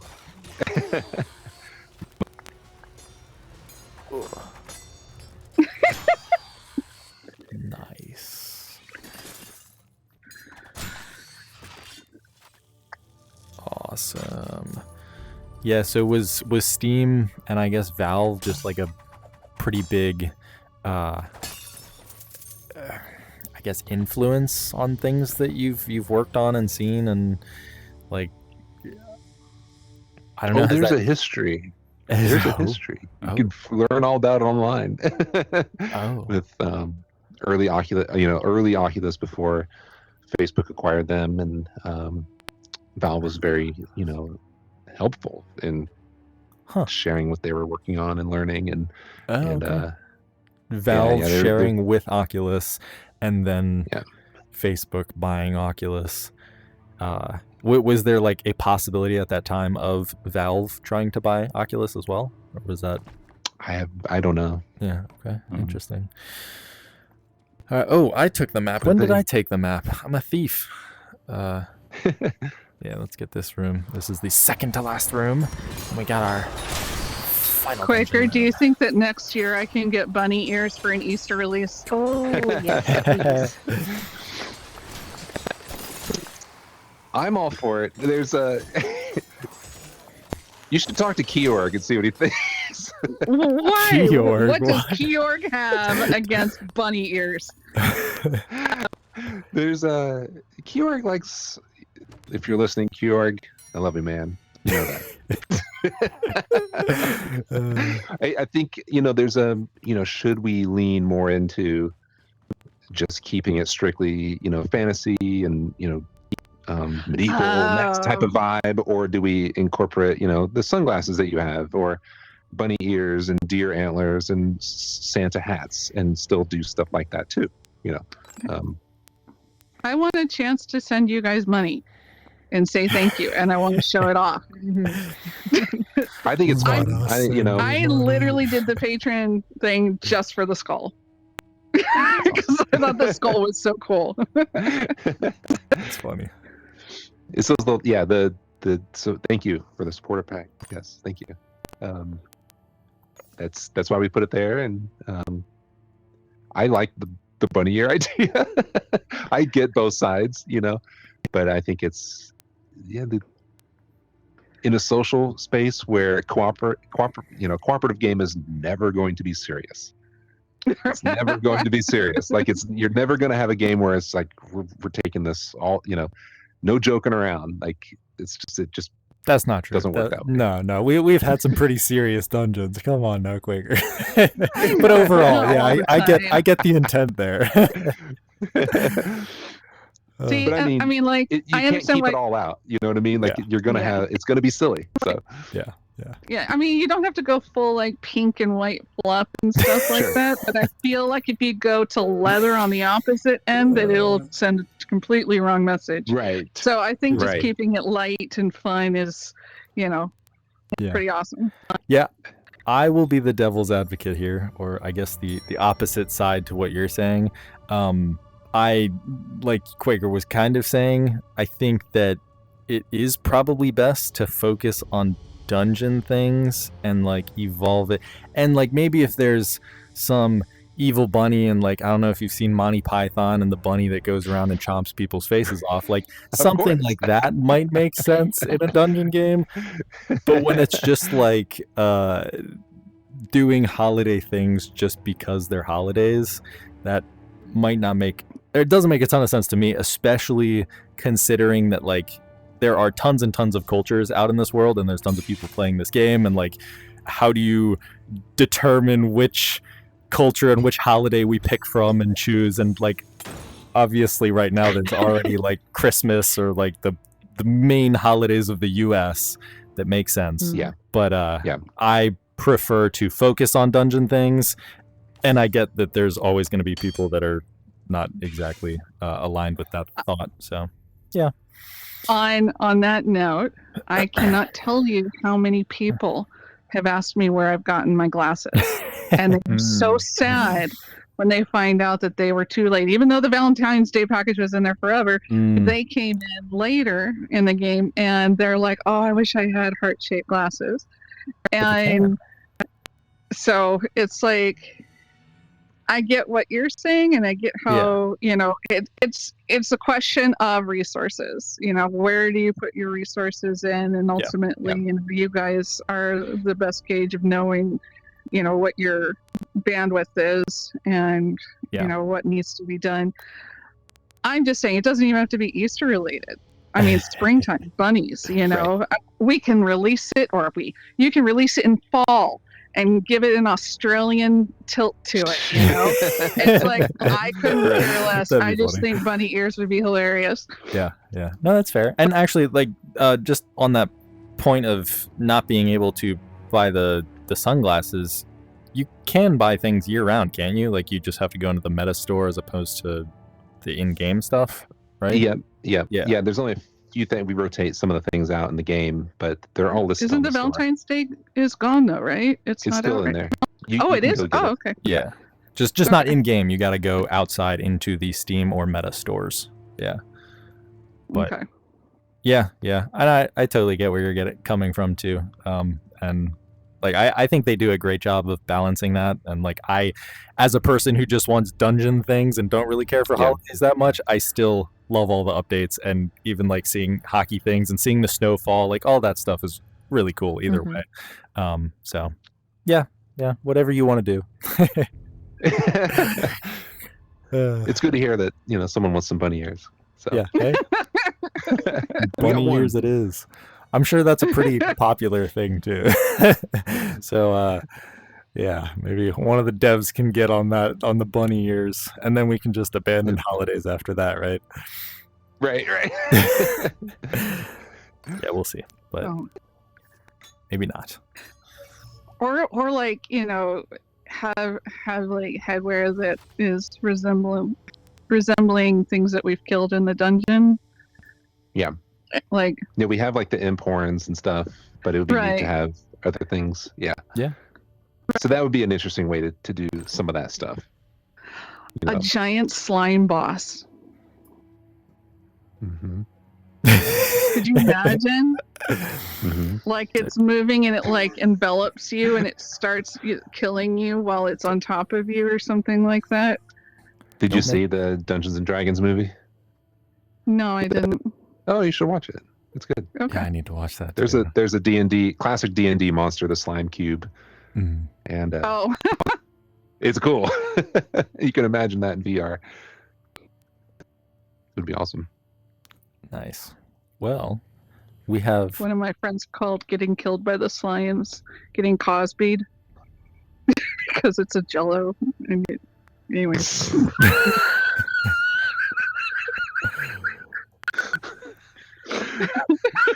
I didn't know where that one was going. Nice.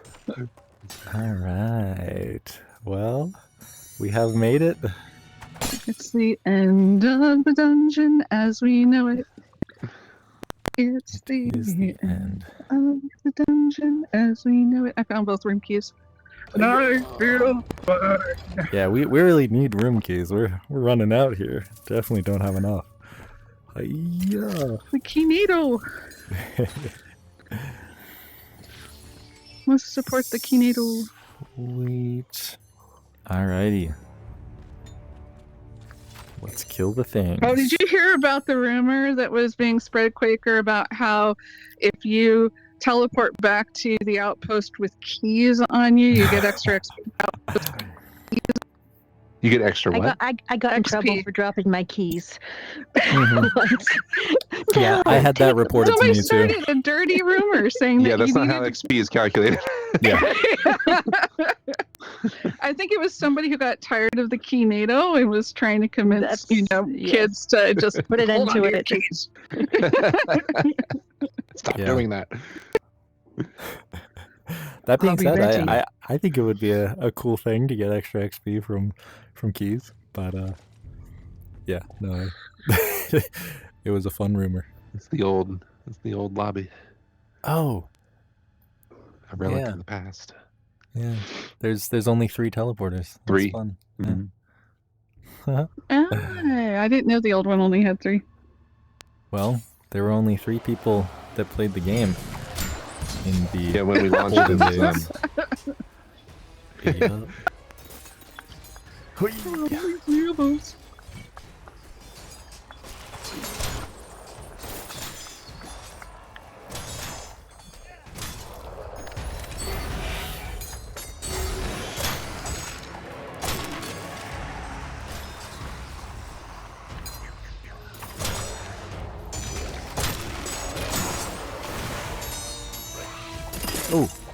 Oh no! Ah! I tried to. You got double res. Thank you. Perfect. Double the life. Twice the sauce. Yes.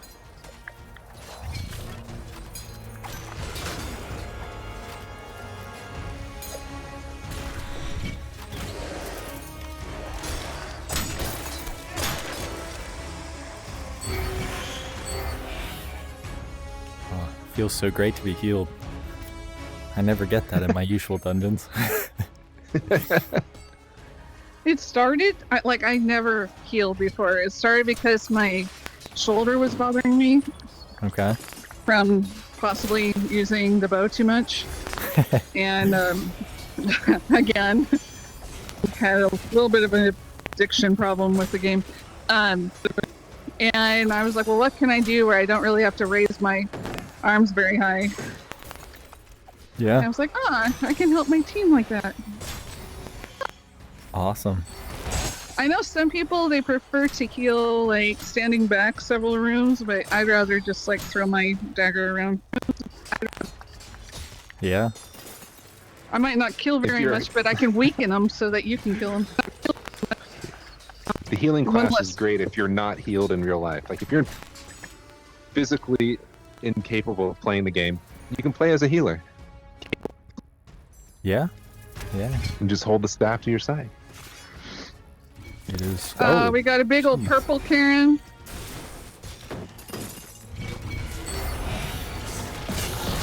We got 2 of them.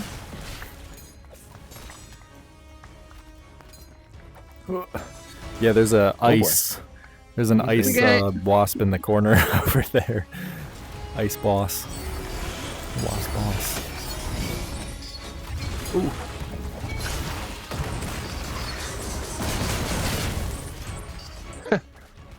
That works. Heck yeah, keep him in that corner. And then this guy, keep him in the room. Oh, jeez. Bombi. Thank you, thank you.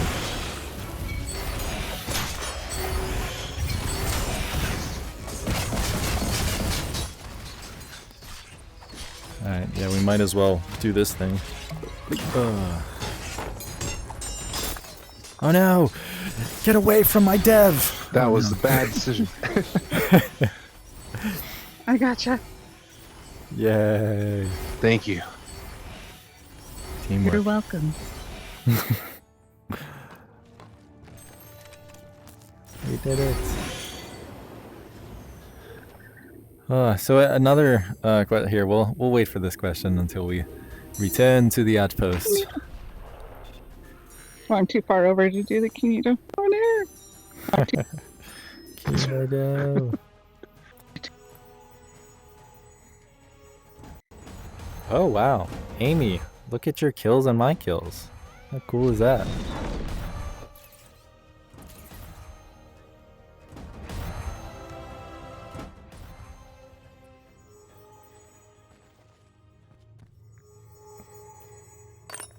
Bravo, bravo. Oh, I'm not hearing. Can you guys talk? I think I might have just lost voice chat. Oh. Yeah, I can't hear anyone. Can you hear me? Thumbs up. Oh, you can. Wow. That is weird. I wonder. Okay, yeah, just give me a second. I'm going to, because I doubt it would be recording this too, and I kind of have to hear. So I'm going to end this recording, hope that it saves all dandy and fine, and then I will be right back into this lobby, and hopefully it will be fixed. Well, yeah, I was going to mention one more thing. Okay. Oh, yeah. So a common thing, mythics. We kind of talked about mythics. We talked about...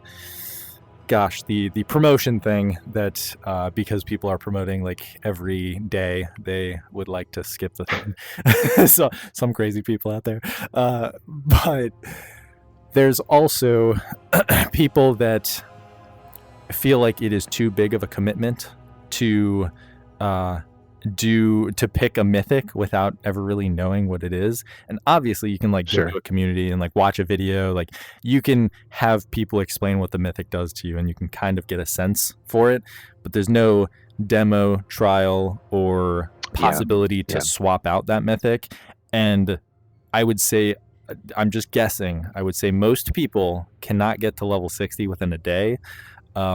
So yeah, I mean, is that like any reworks or additions or something that you guys have been thinking of in those regards?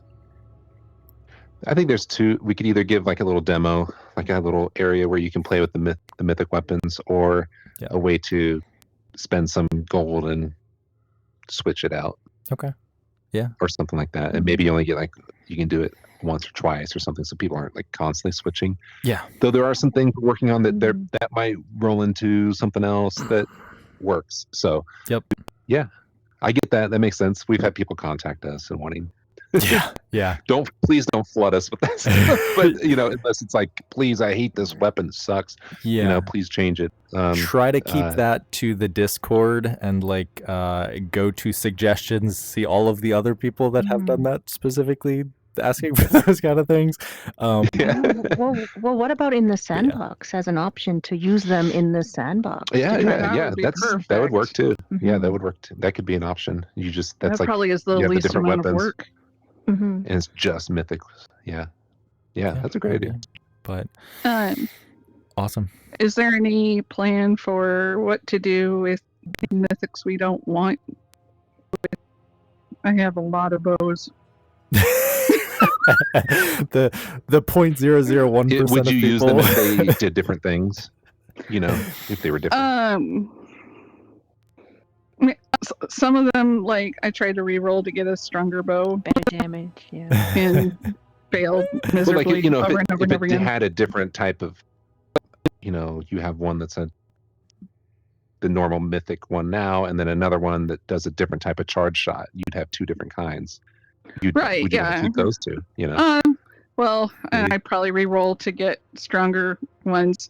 Like I was thinking it would be really cool if I could like hand in a couple bows, trade them in for a new mythic, a random new mythic that will give me a better damage than the current one. Gotcha.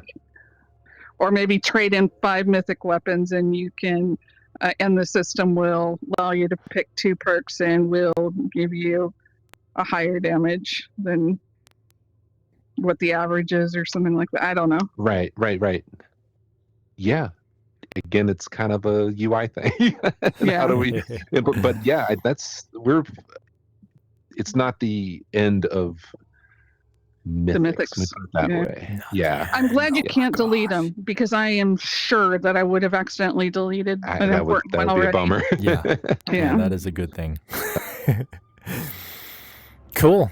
Well, thank you for letting me join in on this. Yeah, that was fun. I'm really glad you two could make it. That is awesome. And let's, before we wrap up, go take a selfie over here. Because for the thumbnail, I realized whenever we do like these recording things and like the intros and outros, I can't get a great thumbnail for it because our names are in it and blocking a bunch of stuff. But if I do the selfie with show names turned off, then it is fantastic. That's true. And perfect. So. Oh, the floating hockey stick is gone. That would have been cool. The thumbnail. Oh no, the floating hockey. Oh, are we up here? Okay.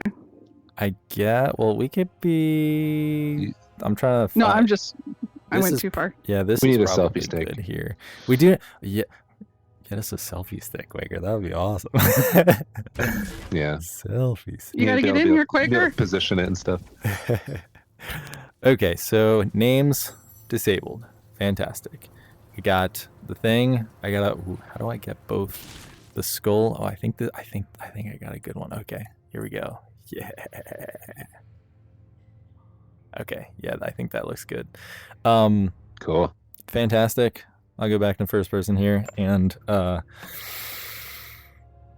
yeah. Any last things, questions, wrap up? Otherwise, I'll give us a little outro. Wait, actually, I mean, Nev basically did that for us. I don't really. Cool. Well, I mean, I'll just say again, thank you so much for Nev and Amy joining, and Quaker, as always, coming on and doing this is fantastic. Yeah, that's fun. I will be continuing. Where did your gamer tag come from? That's what I want to know from Quaker. I've had this one for a long time. I don't remember, but my guess, well, it definitely had to do something with Quake, because I was a huge Quake player back in the day. That's what got me into level design as well. And I also like Mega Man and Mega Man X, and I think I just combined the two. That's funny. It has nothing to do with being a Quaker, like or Quaker Oats. I was imagining. I imagine Quaker Oats too. He's got Quaker Oats. Everyone, people would always call me Quaker Oats, But I do like oatmeal, and Quakers are pretty cool. So that's funny. Cool. Well, Yeah, fantastic stuff. And yeah, I will be continuing to beg more devs like Mr. Scary and the other devs that have not come on to eventually join us in here. We've gotten Brumps and we got to get Mr. Scary in. Yeah, we got to get Mr. Scary at some point. Like, I'm gonna send him this clip and be yeah, we'll beg. You must get in here. We just have to have like a I do have something off the record. Sure. Because you're not recording anymore, right? No, I am still recording. But let me just I guess I'll wrap it up and say yeah, good stuff. And from here it will just change to Nev's outro. So yeah, enjoy that outro. We are live. Go ahead, Nev. So, curiosity, because of the fact that there's so many unique features in this game.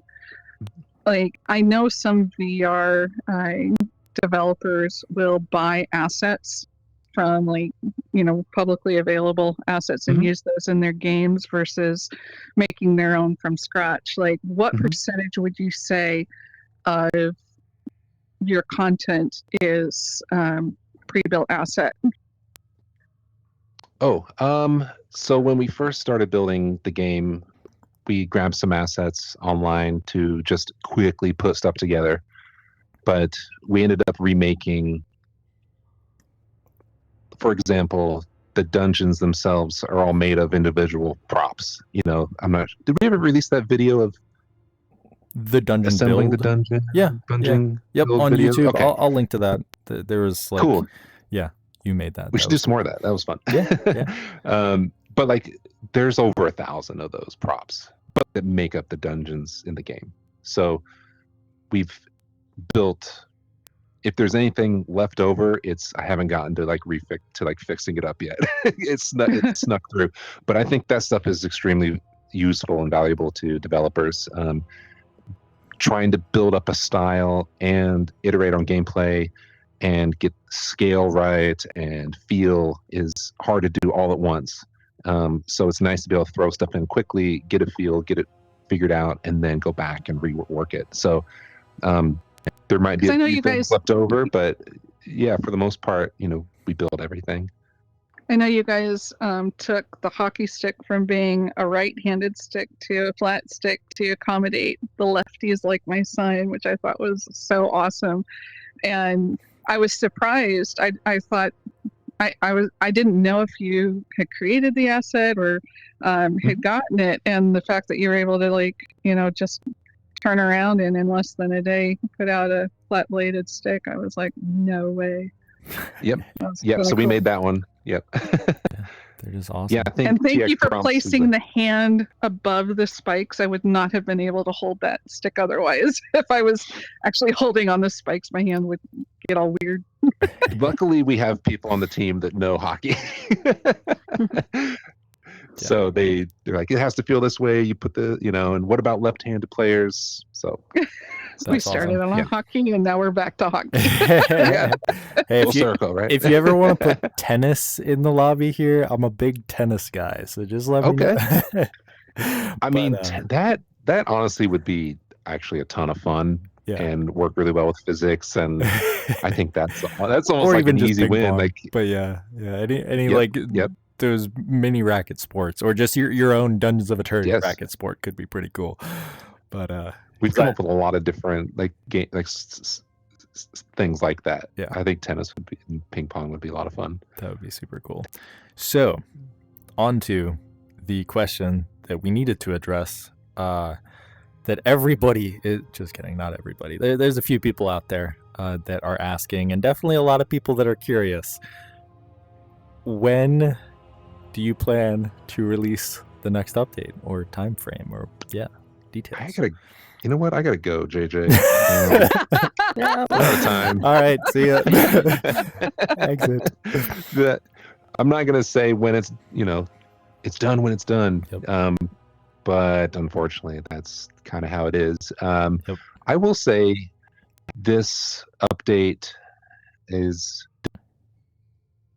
I'm just going to give a high-level overview of some of this. We will be entering through there. what is in there, I will not tell you, but it will be different than Dungeon Raid. It will be different than the other 2 modes, different than Sandbox. It will be very Dungeons of Eternity. There's to maybe give a hint. There's already a little bit of it in the game. Ooh. But this is going to expand it some more, and there will be new things to collect. Sweet. Sorry, Luke Goblin ears perked up. New collections. What? New stuff to collect, and that's awesome. Yeah, some new surprises. So that's one part of it. Now, I will also say that there's also some exciting things that we've been working on that you won't necessarily see it in this update, but it's kind of laying the groundwork. We've been doing even some more optimizations to the game, which is awesome. So the game should run smoother, but also sort of future-proofing some things we are working on and building out some new tools. Like we were saying, we met in person recently and went through a lot of these new ideas and how are we going to build this? How do, these are things, a lot of the things that we end up building are things we're just really excited about and inspired to work on. And then we a lot of times combine that with what people are wanting from the game and suggesting, and then how does it all mix in? Where do we see this going? And so this update will have a decent amount of content. When it comes out, hopefully in the next, I hate giving out dates, month and a half. Okay, yeah, fair enough. But please be patient. Yes, as patience. And I would love to be able to. These big updates are so exciting and fun. It'd be neat to figure out a way that we can also release some small updates in between. Even if I'd be curious what you think of if we did smaller updates in between that just added more dungeon rooms. Yeah, I'd be okay with things that. like that, to where hey, bigger updates, new features are coming, but in the meantime, we released 20 new rooms, 30 new rooms. Yeah. At least you go in and some things have been shaken up and the dungeons feel different. So, if you did something like that. Yeah, if you did something like that, I think it would be super cool if we had a preset dungeon, like the tutorial dungeon for each update that you had one of those things. But yeah, okay, whatever. And that kind of gives an overview. I wouldn't want to show all the rooms, but maybe here's a tease of some of this stuff. Yep, maybe 5 out of the 20 rooms, and it's just a small dungeon, something like that. But yeah, that would be super cool. And I like that idea too. Yeah, I do know that it took 7 months. We're in a similar situation, I think, for the Mythic promotion update, the Steam release, all that stuff, where it took a while, but then it was a huge, massive update, and everybody basically thought it was worth it. But before that, everyone, or a lot of people, were complaining. Would you say it's pretty comparable to that? Size-wise, I guess? Or, I don't know. Maybe tough question. It's different, it's different because when I think of the Mythic update, I think of all the work we did to bring it to Steam. Yeah, and there's so much there, having to go through every single room and update real-time lighting. And so that's what took a lot of the time, was just bring it to Steam and bring up resing everything to PC. And then we had, let's add all the content. And so, there's some things we are working on that this kind of starts I want to say kind of beginning of kind of not a rework, but an exciting new era of Dungeons of Eternity. We have some other things that we want to implement and add that maybe we haven't really even talked about, but things that we've talked about internally for a long time, that can we pull this off? Can we do this? Is this worth the time? And then what are the systems we plan to rework? Like I mentioned earlier, we have some plans to give some love to some old to Soul Harvest and Crystal Hunt. Let's not just rework those for the sake of reworking them and making them better and stuff. Well, what else? Why else are we reworking these? Are there things to do in there that I'm trying to be really vague here without giving stuff away, but no, it's a good try in the works. Yeah. So that's a good answer. We're always working on new stuff. There's a lot of stuff coming in this one, but I think it lays the groundwork for some new things as well. Sweet. Cool. Well, yeah, that makes me very satisfied, and yeah, I hope that makes a lot of people in the community satisfied, especially the people who are just always pressing you guys and want to see that kind of stuff. So, fantastic. There's also a really fun new thing that is similar to the dice, but way cooler. Dungeon Master mode. You guys are gonna love it. I promise. That's exciting. That is exciting. Similar to the dice, but way cooler. Is it like a Magic 8-Ball? Because that's not cooler. Well, he's not going to answer for us. Okay, let me rephrase that. Similar in that it's like it's not really doesn't do anything in terms of like gameplay. It's not a new weapon, that type of thing. It's a new like fun item or social item that has been talked about, and we're like, let's just go ahead and do it. And then there's like the easy implementation, and then there's like we go way overboard implementation, and it's like way up here, like the ice hockey rink. Awesome. Exactly. Yeah. Yes. Yeah. No, I so we oftentimes just you get us now. Like if we're gonna do it, we're gonna go overboard on it. But you'll probably find out soon, JJ. Well, I think I already know. But you might know. I guess I'll find out if I really do know pretty soon. So awesome. Well, yeah, I think that covers it. Do we have any other crucial questions that we forgot to ask? I think that's... yeah, any other questions? What is your favorite flavor of ice cream? Ooh, important. You know, I'm a simple man. I do just like vanilla, but I do like... I'm also not very picky. So, yeah, chocolate mint. Nice. Respect. It's always good. What about you? Very good. Nev? No, this is about you and Othergate, not me. That's unfair. We just grilled him with like 40 questions. Bunny tracks. Nice. Hint, hint. Forget the bunny. Yeah, I'm a vanilla guy myself, I think. But yeah. Good stuff, Nev. Oh, you actually want me to answer? It really depends on my mood. Right now, I could go for some coffee flavored ice cream with like some Reese's Magic Shell fudge. You know, the chocolate stuff that you put on top and then it hardens when it gets cold. I like completely cover that ice cream with that stuff, not just like a little drizzle. It's like an entire thick shell all the way around, and so you know you have to hack at it with a spoon in order to break it. Nice. I could really go for that right about now. I'm glad you answered, because that was a better answer than I gave. Vanilla. What are you talking? You're like, let me she explain. Knew. Yeah, she knew what she was asking. She was ready to drizzle answer. With chocolate, hardens. That's awesome. I don't know that if it's my favorite. It's just what I'm really like. I'm craving it right now. That sounds amazing. To go to the grocery store. That's very good. I have to get some ice cream later now. I'll be craving it now. Yeah, enjoy the grocery store. Enjoy all of your ice cream that you are going to get after this. And yeah, I will go ahead and end this recording here, and everybody can now, for real this time, enjoy Nev's outro that she beautifully put together there. So here we go. Peace out. Remember, Dungeoneers, like, comment, and subscribe on your favorite content creator.